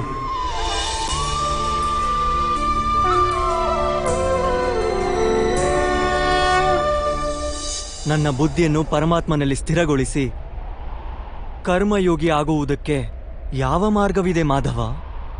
ಪಾರ್ಥ, ಸಾಂಖ್ಯಯೋಗದ ಕಾರಣ ಮನುಷ್ಯ ಪರಮಾತ್ಮನನ್ನು ನಿರಂತರವಾಗಿ ನೆನೆಯುತ್ತಾ ಇರುತ್ತಾನೆ. ಪರಮಾತ್ಮನ ಸ್ಮರಣೆ ಮಾಡುವುದರಿಂದ ಮನುಷ್ಯನ ಹೃದಯದಲ್ಲಿ ಸಮರ್ಪಣೆಯ ಭಾವ ಉತ್ಪನ್ನವಾಗುತ್ತದೆ. ಹಾಗೂ ಆ ಭಾವವನ್ನು ಭಕ್ತಿ ಎನ್ನುತ್ತಾರೆ. ಭಕ್ತಿಯಿಂದ ಮನುಷ್ಯನಿಗೆ ಸತ್ಯ ಅಸತ್ಯಗಳ ಜ್ಞಾನ ಪ್ರಾಪ್ತಿಯಾಗುತ್ತದೆ.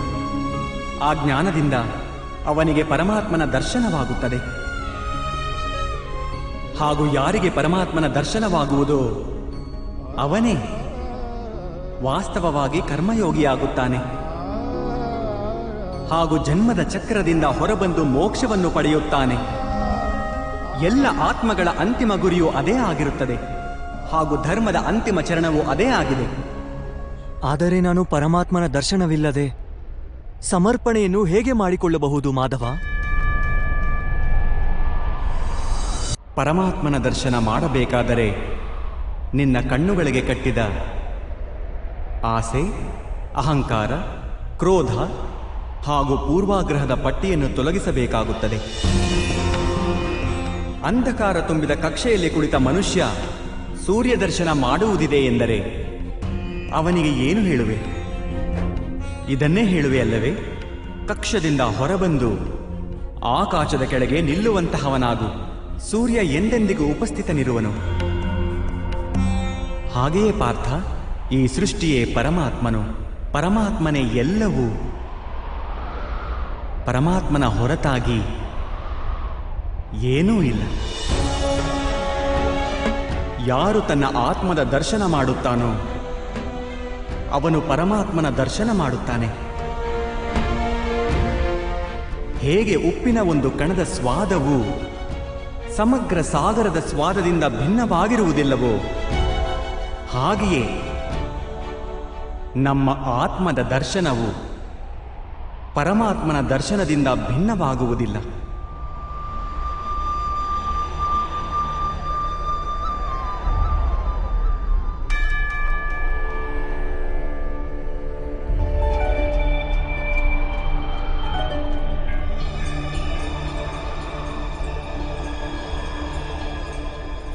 ಅರ್ಥಾತ್ ಮಾಧವ, ನೀನೇ ಪರಮಾತ್ಮನೇ?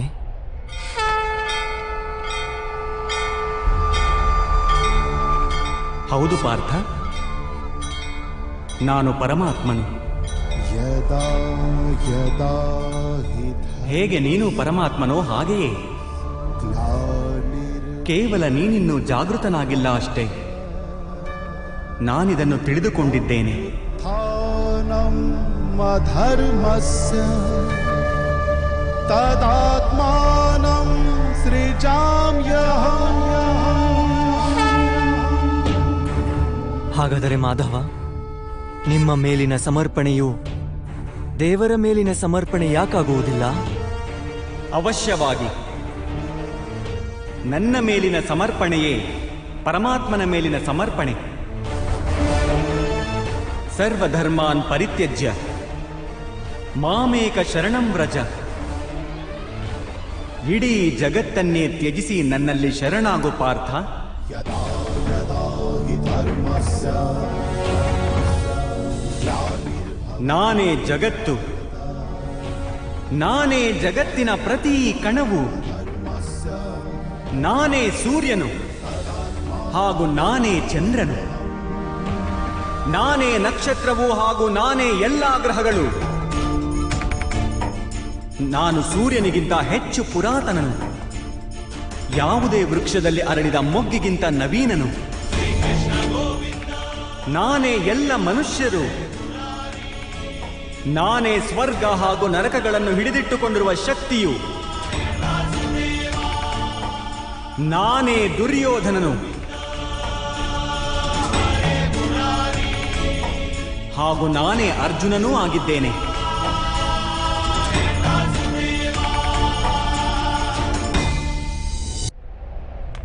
ಅದು ಹೇಗೆ ಸಂಭವ ಮಾಧವ?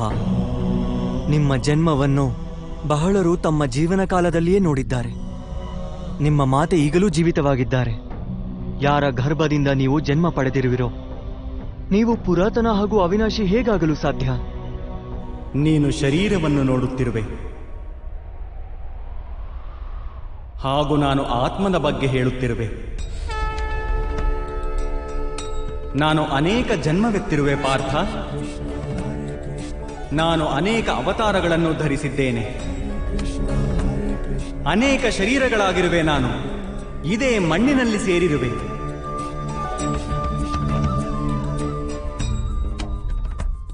ನಾನು ಮುಂದೆಯೂ ಮತ್ತೆ ಮತ್ತೆ ಜನ್ಮ ತಾಳುತ್ತೇನೆ.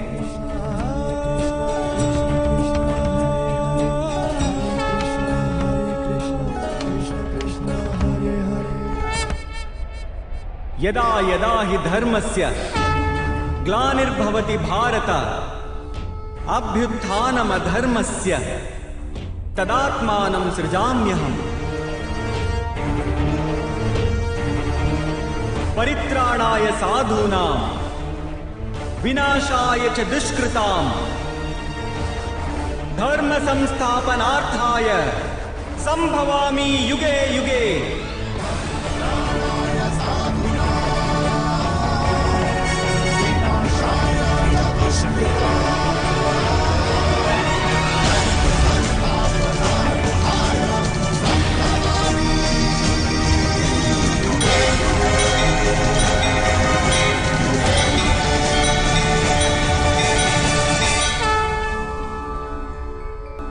ಯಾವಾಗ ಧರ್ಮದ ಅವನತಿಯಾಗುವುದೋ, ಯಾವಾಗ ಅಧರ್ಮದಲ್ಲಿ ಉನ್ನತಿಯಾಗುವುದೋ ಆಗೆಲ್ಲ ಸತ್ಪುರುಷರ ಉದ್ಧಾರಕ್ಕಾಗಿ, ಅಧರ್ಮೀಯರ ವಿನಾಶಕ್ಕಾಗಿ ಧರ್ಮದ ಪುನಃಸ್ಥಾಪನೆಗಾಗಿ ನಾನು ಮತ್ತೆ ಮತ್ತೆ ಜನ್ಮ ತಾಳುತ್ತೇನೆ.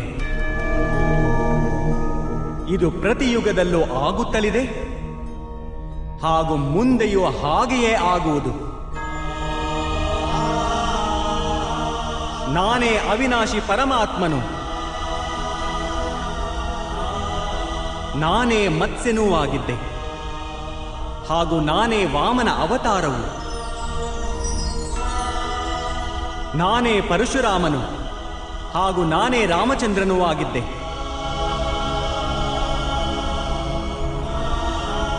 ನಾನೇ ಬ್ರಹ್ಮ, ವಿಷ್ಣು ಹಾಗೂ ಮಹೇಶ್ವರನು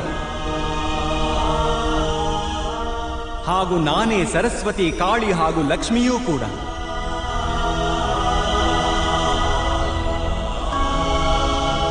ನಾನು ಪುರುಷನೂ ಅಲ್ಲ, ಸ್ತ್ರೀಯೂ ಅಲ್ಲ ಹಾಗೂ ನಪುಂಸಕನೂ ಅಲ್ಲ.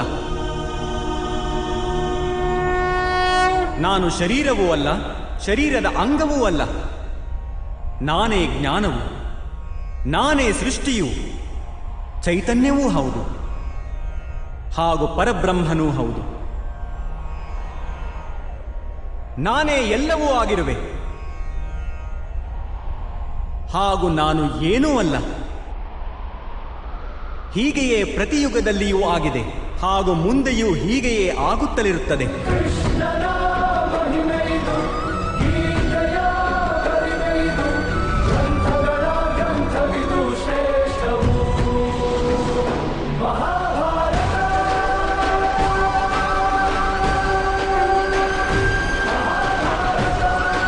ಯಾವಾಗ ಆತ್ಮಜ್ಞಾನವನ್ನು ಪ್ರಾಪ್ತಿ ಮಾಡಿಕೊಳ್ಳುವಿಯೋ, ಸ್ವಯಂ ನೀನು ನಿನ್ನೊಂದಿಗೆ ಇರುವುದು ತಿಳಿಯುವುದು.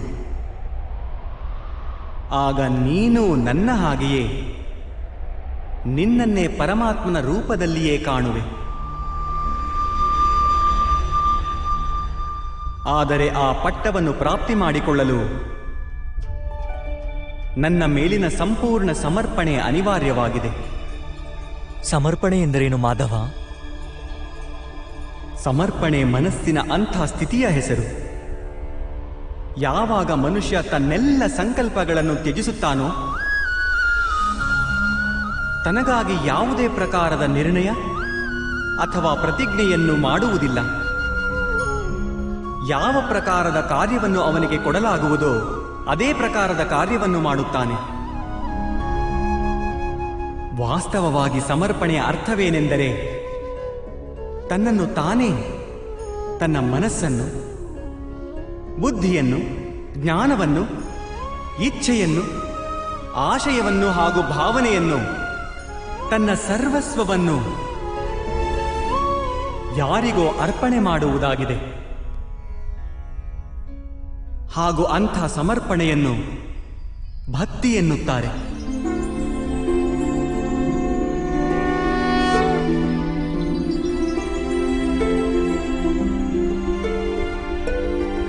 ಪತ್ನಿಯ ಸಮರ್ಪಣೆ ಪತಿಗಾಗಿ ಇರುತ್ತದೆ. ಯೋಧನ ಸಮರ್ಪಣೆ ಸೇನಾಧಿಪತಿಗಾಗಿರುತ್ತದೆ. ಒಬ್ಬ ಶಿಷ್ಯನ ಹೃದಯದಲ್ಲಿ ಗುರು ಭಕ್ತಿ ಇರುತ್ತದೆ. ಇವೆಲ್ಲ ಭಕ್ತಿಗಳು ಒಂದೇ ಸಮವೇ? ಇವರೆಲ್ಲರಿಗೂ ದೇವರು ಪ್ರಾಪ್ತವಾಗುವನೇ?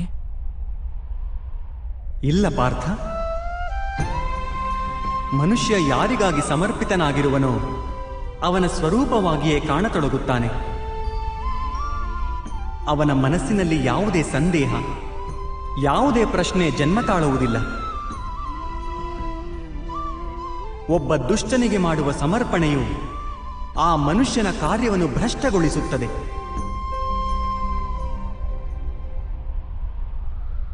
ಅಂಗರಾಜಕರ್ಣನು ಧರ್ಮವನ್ನು ತಿಳಿದಿದ್ದರೂ ಕೂಡ ದ್ಯೂತ ಸಭೆಯಲ್ಲಿ ಪಾಂಚಾಲಿಗೆ ನಿಂದನೆ ಮಾಡಿದ್ದನು. 5 ಪುರುಷರೊಂದಿಗೆ ಸಂಬಂಧವಿಟ್ಟುಕೊಂಡವಳನ್ನು ವೇಶ್ಯರಾಗಿರುತ್ತಾರಂತ ಸ್ತ್ರೀಯರು. ಅದಕ್ಕೆ ಕಾರಣ ಅಂಗರಾಜನಿಗೆ ಭ್ರಾತ ದುರ್ಯೋಧನನ ಬಗ್ಗೆ ಇರುವ ಸಮರ್ಪಣೆ. ಈ ಯುದ್ಧದಲ್ಲಿ ಅವನಿಗೆ ಯಾವ ಶಿಕ್ಷೆ ದೊರೆಯುವುದೋ ಅದು ಯಾವುದೇ ಜನ್ಮ ಅಥವಾ ಜಾತಿಗಾಗಿ ಅಲ್ಲ, ಆದರೆ ಒಬ್ಬ ದುಷ್ಟನ ಪ್ರತಿ ಅವನಿಗಿರುವ ಸಮರ್ಪಣೆಯ ಕಾರಣಕ್ಕೆ ಶಿಕ್ಷೆ ದೊರೆಯುವುದು. ಆದ್ದರಿಂದಲೇ ಹೇ ಧನಂಜಯ, ಸಮರ್ಪಣೆ ಉತ್ತಮರ ಪರವಾಗಿ ಇರುವುದು ಅವಶ್ಯಕ. ಅದರಿಂದಲೇ ಮನುಷ್ಯ ಉತ್ತಮನಾಗುತ್ತಾನೆ. ಕಬ್ಬಿಣದ ಸರಪಳಿಯಿಂದ ಅಪರಾಧಿಯನ್ನು ಕಟ್ಟಲಾಗುತ್ತದೆ. ಹಿತ್ತಾಳೆಯ ಸರಪಳಿಯಿಂದ ಮಂದಿರದ ದೀಪಸ್ತಂಭವನ್ನು ಕಟ್ಟಲಾಗುತ್ತದೆ. ಹಾಗೂ ಚಿನ್ನದ ಮಾಲೆಯನ್ನು ಆಭರಣವೆಂದು ಕೊರಳಲ್ಲಿ ಧರಿಸಲಾಗುತ್ತದೆ. ಪತಿಭಕ್ತಿ, ಸ್ವಾಮಿ ಭಕ್ತಿ, ಮಿತ್ರ ಭಕ್ತಿ, ಹೀಗೆ ಅನೇಕ ಭಕ್ತಿಗಳು ಇರುವವು ಪಾರ್ಥ. ಆದರೆ ಎಲ್ಲಕ್ಕಿಂತ ಶ್ರೇಷ್ಠವಾದ ಭಕ್ತಿಯು ಪರಮಾತ್ಮನ ಭಕ್ತಿಯಾಗಿರುತ್ತದೆ.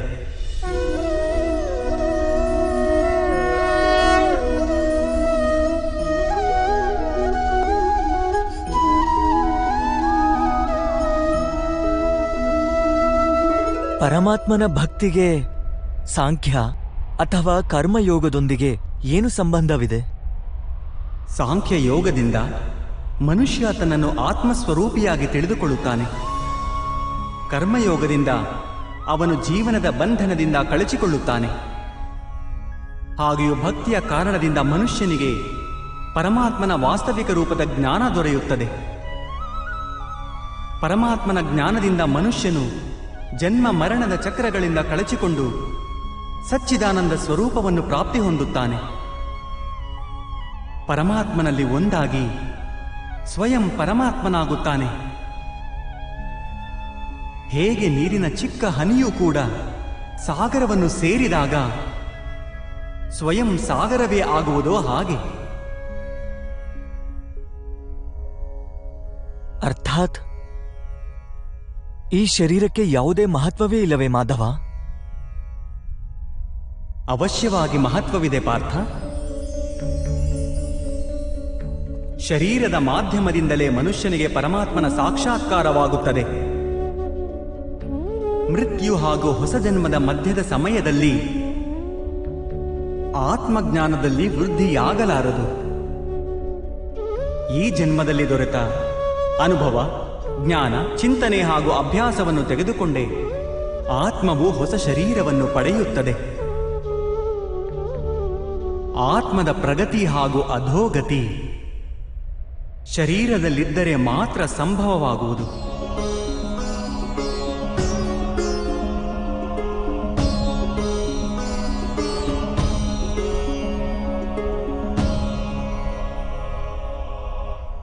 ಆದರೆ ಮಾಧವ, ಇಲ್ಲಿ ಉಪಸ್ಥಿತರಿರುವ ವ್ಯಕ್ತಿಗಳ ವಧೆ ಮಾಡಿ ನಾವು ಅವರು ಉದ್ಧಾರವಾಗುವ ಸಂಭವವನ್ನು ನಾಶ ಮಾಡಿದಂತಾಗುವುದಿಲ್ಲವೇ?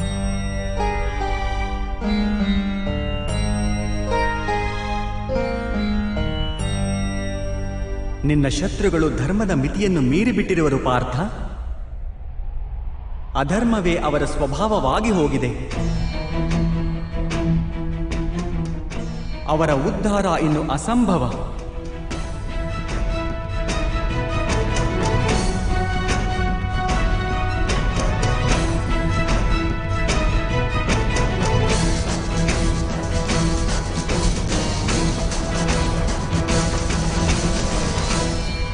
ಅಪರಾಧಿಗೆ ಒಂದು ಮಿತಿಯವರೆಗೆ ಮಾತ್ರ ಉದ್ಧಾರದ ಅವಕಾಶವನ್ನು ಕೊಡಬಹುದು. ನಾನು ಶಿಶುಪಾಲನ 99 ಅಪರಾಧಗಳನ್ನು ಕ್ಷಮಿಸಿದ್ದೆ. ಆದರೆ 100 ಅಪರಾಧಗಳ ನಂತರ ಅವನಿಗೆ ಶಿಕ್ಷೆ ಕೊಡುವುದು ಅವಶ್ಯವಾಗಿತ್ತು. ಅಪರಾಧಿಗೆ ಒಂದು ವೇಳೆ ಅಪರಾಧ ಮಾಡಲು ಬಿಟ್ಟರೆ ಅವನು ಹೆಚ್ಚು ಹೆಚ್ಚು ಪತನಗೊಳ್ಳುತ್ತಾ ಹೋಗುತ್ತಾನೆ.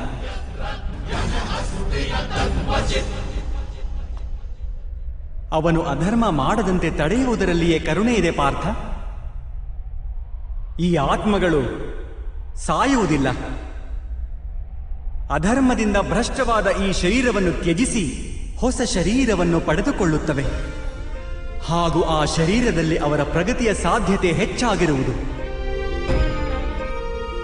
ಈ ಚಿಂತನೆಯಿಂದ ನೀನು ಯುದ್ಧ ಮಾಡಿದರೆ ಅದೇ ಯೋಗ್ಯವಾದುದು. ಮನುಷ್ಯನ ಶರೀರ ಅವನ ಸಂಪತ್ತೂ ಹೌದು ಹಾಗೂ ಮಿತಿಯೂ ಹೌದು. ಧರ್ಮ ಮಾರ್ಗದಲ್ಲಿ ಪ್ರಯಾಣ ಬೆಳೆಸುವ ಮನುಷ್ಯನು ತನ್ನ ಶರೀರವನ್ನು ಶುದ್ಧಗೊಳಿಸಿಕೊಳ್ಳುತ್ತಾನೆ ಹಾಗೂ ಆ ಮೂಲಕ ಆತ್ಮದ ಸಾಕ್ಷಾತ್ಕಾರ ಮಾಡಿಕೊಳ್ಳುತ್ತಾನೆ. ಇದನ್ನೇ ಕ್ಷೇತ್ರಜ್ಞ ಸಂಬಂಧವೆಂದು ಕರೆಯಲಾಗಿದೆ. ನನಗೆ ಇದರ ಅರ್ಥ ತಿಳಿಯಲಿಲ್ಲ ಮಾಧವ. ಯಾವಾಗ ಮನುಷ್ಯನಿಗೆ ತಿಳಿಯುವುದೋ ತನ್ನ ಶರೀರವು ಭೂಮಿಯ ಒಂದು ಭಾಗ ಎಂದು, ಅರ್ಥಾತ್ ಕ್ಷೇತ್ರವೆಂದು, ಹಾಗೂ ಆ ಶರೀರದಲ್ಲಿ ವಾಸಿಸುವವನು ಆ ಶರೀರವನ್ನು ತಿಳಿಯುವವನು ಅರ್ಥಾತ್ ಕ್ಷೇತ್ರಜ್ಞನಾಗುತ್ತಾನೆ. ಆಗ ಅವನು ಆ ಶರೀರದ ಮೂಲಕ ತನ್ನ ಪ್ರಗತಿಯನ್ನು ಸಾಧಿಸುತ್ತಾನೆ. ಆತ್ಮವು ಶರೀರದಲ್ಲಿದ್ದುಕೊಂಡು 3 ಗುಣಗಳ ಸಮತೋಲನ ಮಾಡುತ್ತದೆ. ತಮಸ್ಸನ್ನು ಕಡಿಮೆ ಮಾಡಿ ಸತ್ವವನ್ನು ಹೆಚ್ಚಿಸಿಕೊಳ್ಳುವ ಉಪಾಯ ಹುಡುಕುತ್ತದೆ. ಹಾಗೂ ಭಗವಂತನ ಭಕ್ತಿಯ ಮೂಲಕ ಆ ಪರಮಾತ್ಮನೊಂದಿಗೆ ಐಕ್ಯವಾಗುತ್ತದೆ. ಇದನ್ನು ಹೇಗೆ ಮಾಡಲಾಗುವುದು ಮಾಧವ? ಸಮರ್ಪಣೆಯೇ ಭಕ್ತಿಯಲ್ಲವೇ? ಅಲ್ಲ ಪಾರ್ಥ, ಸಮರ್ಪಣೆಯು ಭಕ್ತಿಯ ಪ್ರಥಮ ಚರಣವಷ್ಟೇ. ವಾಸ್ತವದಲ್ಲಿ ಭಕ್ತಿ ಯಾವುದೇ ಕಾರ್ಯದ ಹೆಸರಲ್ಲ, ಅದು ಕೇವಲ ಮನಸ್ಥಿತಿಯ ಹೆಸರು ಮಾತ್ರ. ಅವಶ್ಯವಾಗಿ ಮನುಷ್ಯನು ಜಪ, ತಪ, ಯಜ್ಞ, ಯಾಗ, ಯಮ, ನಿಯಮ, ಯೋಗ ಹಾಗೂ ಸ್ವಯಂ ಅಧ್ಯಯನದ ಮೂಲಕ ಅಂತರಂಗವನ್ನು ಶುದ್ಧಿಗೊಳಿಸಿಕೊಳ್ಳಬೇಕು ಹಾಗೂ ಪರಮಾತ್ಮನ ಪ್ರತಿ ಸಮರ್ಪಿತನಾಗಿರಬೇಕು. ಮನುಷ್ಯ ತನ್ನ ಎಲ್ಲ ಕಾರ್ಯಗಳ ಫಲಗಳು, ತನ್ನ ಜೀವನದ ಪ್ರತಿಯೊಂದು ಉಸಿರನ್ನು ಪರಮಾತ್ಮನಿಗೆ ಸಮರ್ಪಿಸುತ್ತಲಿರಬೇಕು.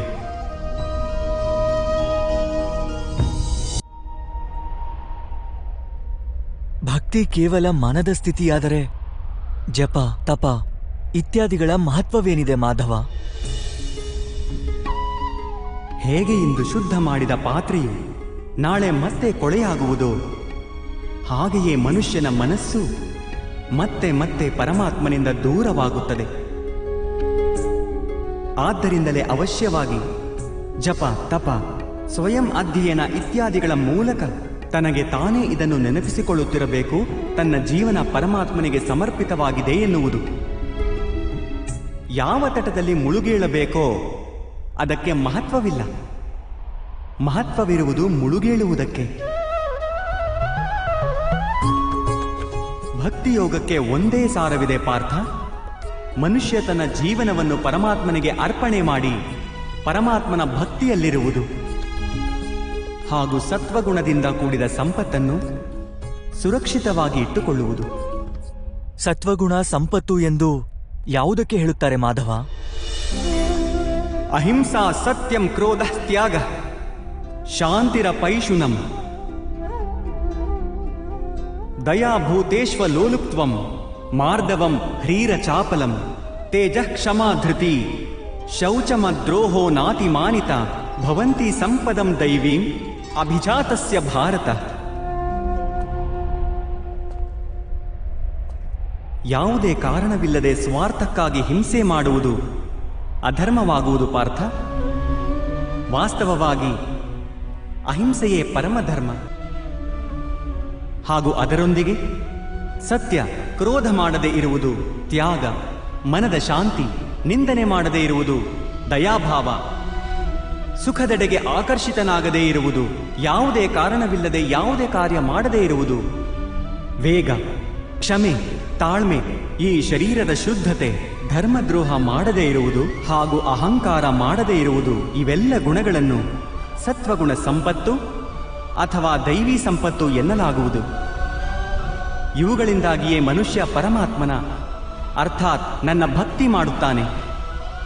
ಜೀವನದ ಕರ್ತವ್ಯಗಳ ಪಾಲನೆ ಮಾಡುತ್ತಾ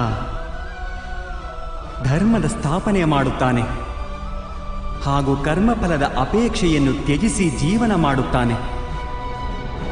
ಅಂಥವರಿಗೆ ನಾನು ನಿಸ್ಸಂದೇಹವಾಗಿ ಈ ಜನ್ಮದಲ್ಲಿ ಸಂತೋಷ ನೀಡುತ್ತೇನೆ ಹಾಗೂ ಮೃತ್ಯುವಿನ ನಂತರ ನನ್ನ ಅಂತರಂಗದಲ್ಲಿ ಸ್ಥಾನ ನೀಡುತ್ತೇನೆ.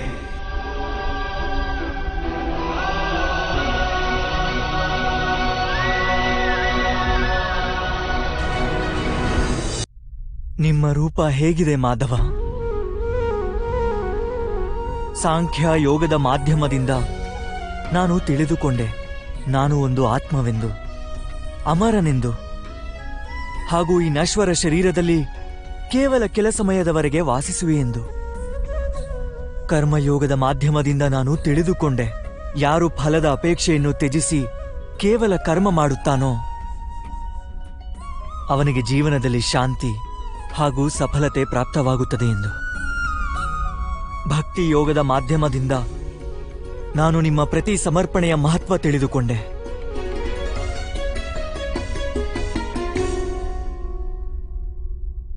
ಆದರೆ ಮಾಧವ, ನೀವು ಹೇಳಿದ್ದಿರಿ, ಇಲ್ಲಿ ಎಲ್ಲೆಲ್ಲೂ ಮನುಷ್ಯನಲ್ಲ ಕೇವಲ ಪರಮಾತ್ಮನಿರುವನೆಂದು.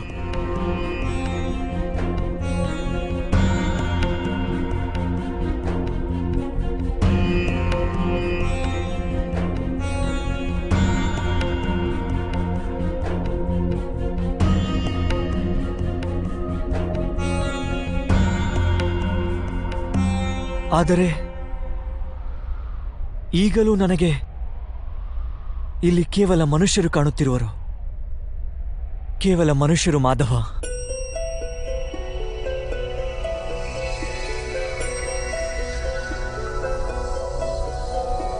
नारायणं नमस्कृत्य नरं चैव नरोत्तमं देवीं सरस्वतीं व्यासं ततो जयम्.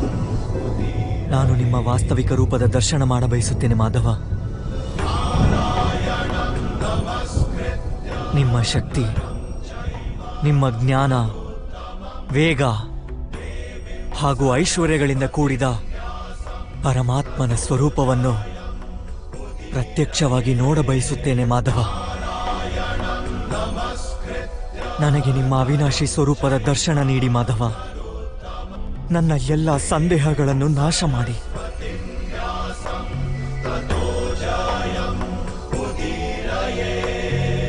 ನನಗೆ ದರ್ಶನ ಕರುಣಿಸಿ ಮಾಧವ.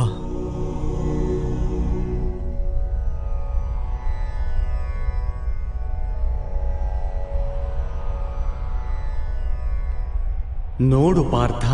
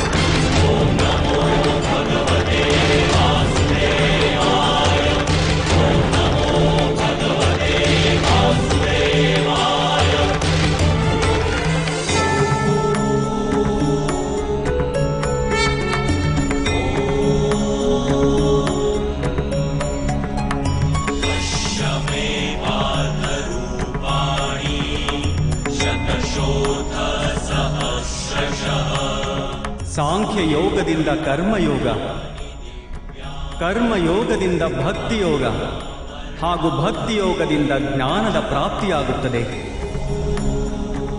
ನನ್ನ ವಿಶ್ವರೂಪ ದರ್ಶನವನ್ನು ಮಾಡುವುದೇ ವಾಸ್ತವಿಕವಾದ ಜ್ಞಾನವು ಅರ್ಜುನ.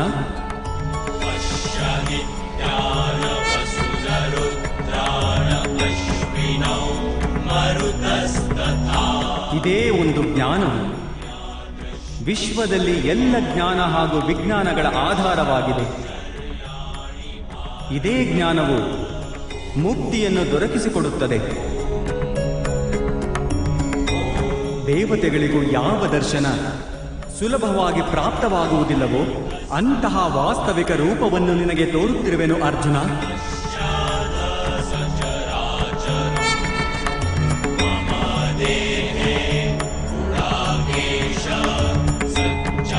ನಾನೇ ಈ ಪೃಥ್ವಿಯ ಕಣ ಕಣದಲ್ಲೂ ವಾಸವಾಗಿರುವೆ. ಹಾಗೂ ಈ ಪೃಥ್ವಿ, ಸೂರ್ಯ, ಚಂದ್ರ, ನಕ್ಷತ್ರ ಹಾಗೂ ತಾರಾಮಂಡಲಗಳು ನನ್ನೊಳಗೆ ವಾಸ ಮಾಡುತ್ತವೆ.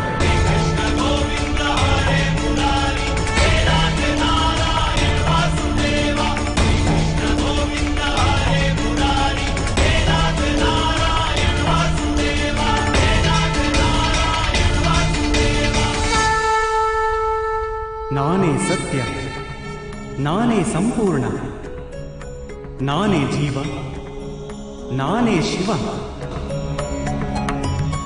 ಅಕ್ಷರದಲ್ಲಿ ಆಕಾರ ನಾನು, ವೇದಗಳಲ್ಲಿ ಸಾಮವೇದ ನಾನು, ದೇವರಲ್ಲಿ ಇಂದ್ರ ನಾನು, ಪ್ರಾಣಿಗಳಲ್ಲಿ ಚೇತನ ನಾನು, ಯಕ್ಷರಲ್ಲಿ ಕುಬೇರ ನಾನು, ರುದ್ರರಲ್ಲಿ ಶಂಕರ ನಾನು, ವಸುಗಳಲ್ಲಿ ಅಗ್ನಿ ನಾನು, ಪರ್ವತಗಳಲ್ಲಿ ಸುಮೇರು ನಾನು, ಹಾಗೂ ಋಷಿಗಳಲ್ಲಿ ಭೃಗು ನಾನು, ಧ್ವನಿಗಳಲ್ಲಿ ಓಂಕಾರ ನಾನು, ಯಜ್ಞಗಳಲ್ಲಿ ಜಪ ನಾನು, ಹಾಗೂ ವೃಕ್ಷಗಳಲ್ಲಿ ಪವಿತ್ರ ಅಶ್ವತ್ಥ ವೃಕ್ಷ ನಾನು. ಬುದ್ಧಿಯಲ್ಲಿ ಸ್ಮೃತಿ, ವಿವೇಕ, ಸಹನೆ ಹಾಗೂ ಕ್ಷಮೆ ಎಲ್ಲವೂ ನಾನೇ. ಕೀರ್ತಿಯು ನಾನೇ, ಗಂಧರ್ವರಲ್ಲಿ ಚಿತ್ರರಥ ನಾನೇ, ದೇವ ಋಷಿಗಳಲ್ಲಿ ನಾರದ ನಾನು, ಹಾಗೂ ಮುನಿಗಳಲ್ಲಿ ಕಪಿಲ, ಅಶ್ವಗಳಲ್ಲಿ ಉಚ್ಚೈಶ್ರವ, ಗಜಗಳಲ್ಲಿ ಐರಾವತ, ಹಾಗೂ ಪಶುಗಳಲ್ಲಿ ಸಿಂಹ ನಾನು, ಪಕ್ಷಿಗಳಲ್ಲಿ ಗರುಡ, ಮನುಷ್ಯರಲ್ಲಿ ರಾಜ ನಾನು, ಶಸ್ತ್ರಗಳಲ್ಲಿ ವಜ್ರ ನಾನು, ಹಸುಗಳಲ್ಲಿ ಕಾಮಧೇನು, ಸರ್ಪಗಳಲ್ಲಿ ವಾಸುಕಿ ನಾನು, ಶೇಷನಾಗ ನಾನು, ಯಮರಾಜ ನಾನು, ವರುಣ ದೇವ ನಾನು, ಹಾಗೂ ವಾಯು ಕೂಡ ನಾನೇ.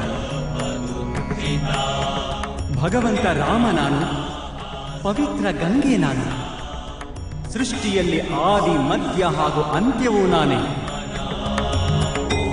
ಬ್ರಹ್ಮವಿದ್ಯೆ ನಾನು, ಮಹಾಕಾಲ ನಾನು, ಹಾಗೂ ಬ್ರಹ್ಮನೂ ನಾನೇ.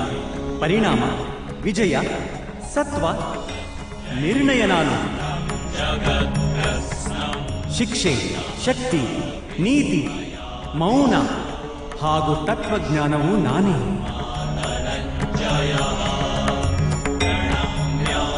ವಾಸುದೇವ ನಾನು, ಅರ್ಜುನ ನಾನು, ವೇದವ್ಯಾಸ ನಾನು. ಅಂಥದ್ದೇನೂ ಇಲ್ಲ ಯಾವುದು ನಾನಲ್ಲವೋ. ಅಂಥ ಯಾವುದೇ ಸ್ಥಳವಿಲ್ಲ ಎಲ್ಲಿ ನಾನಿಲ್ಲವೋ. ನಾನೇ ಸಮಯವೂ ಹೌದು, ನಾನೇ ಜೀವನ ಹಾಗೂ ಮೃತ್ಯುವೂ ಹೌದು ಅರ್ಜುನ. ಇಲ್ಲಿ ಉಪಸ್ಥಿತರಿರುವ ಎಲ್ಲ ಮನುಷ್ಯರ ಮೃತ್ಯುವಾಗಿ ನಿಂತಿರುವೆ ನಾನು.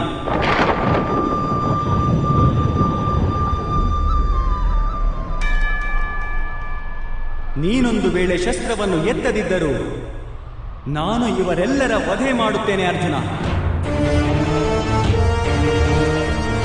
ಹಾಗಾಗಿ ಮೋಹವನ್ನು ತ್ಯಜಿಸು ಹಾಗೂ ನಿನ್ನ ಕರ್ತವ್ಯವನ್ನು ನೋಡು. ಧರ್ಮದ ಭಾರವನ್ನು ಹೊತ್ತುಕೋ. ಗಾಂಡೀವ ಎತ್ತಿ ಶರಹೂಡಲು ಸಿದ್ಧನಾಗು.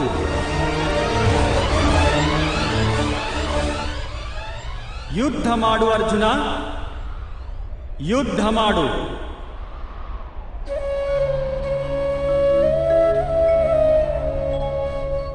ಹೇ ಮಾಧವ, ಹೇ ಮಧುಸೂದನ, ಇಂದು ನನ್ನ ಎಲ್ಲ ಸಂದೇಹಗಳು ನಾಶವಾದವು. ದಯಮಾಡಿ ನಿಮ್ಮ ಮನುಷ್ಯ ರೂಪದಲ್ಲಿ ದರ್ಶನ ನೀಡಿ. ನಾನು ನಿಮ್ಮ ಪ್ರತಿ ಆದೇಶವನ್ನು ಪಾಲಿಸುತ್ತೇನೆ. ಕರಿಷ್ಯೆ ವಚನಂ ತವಃ.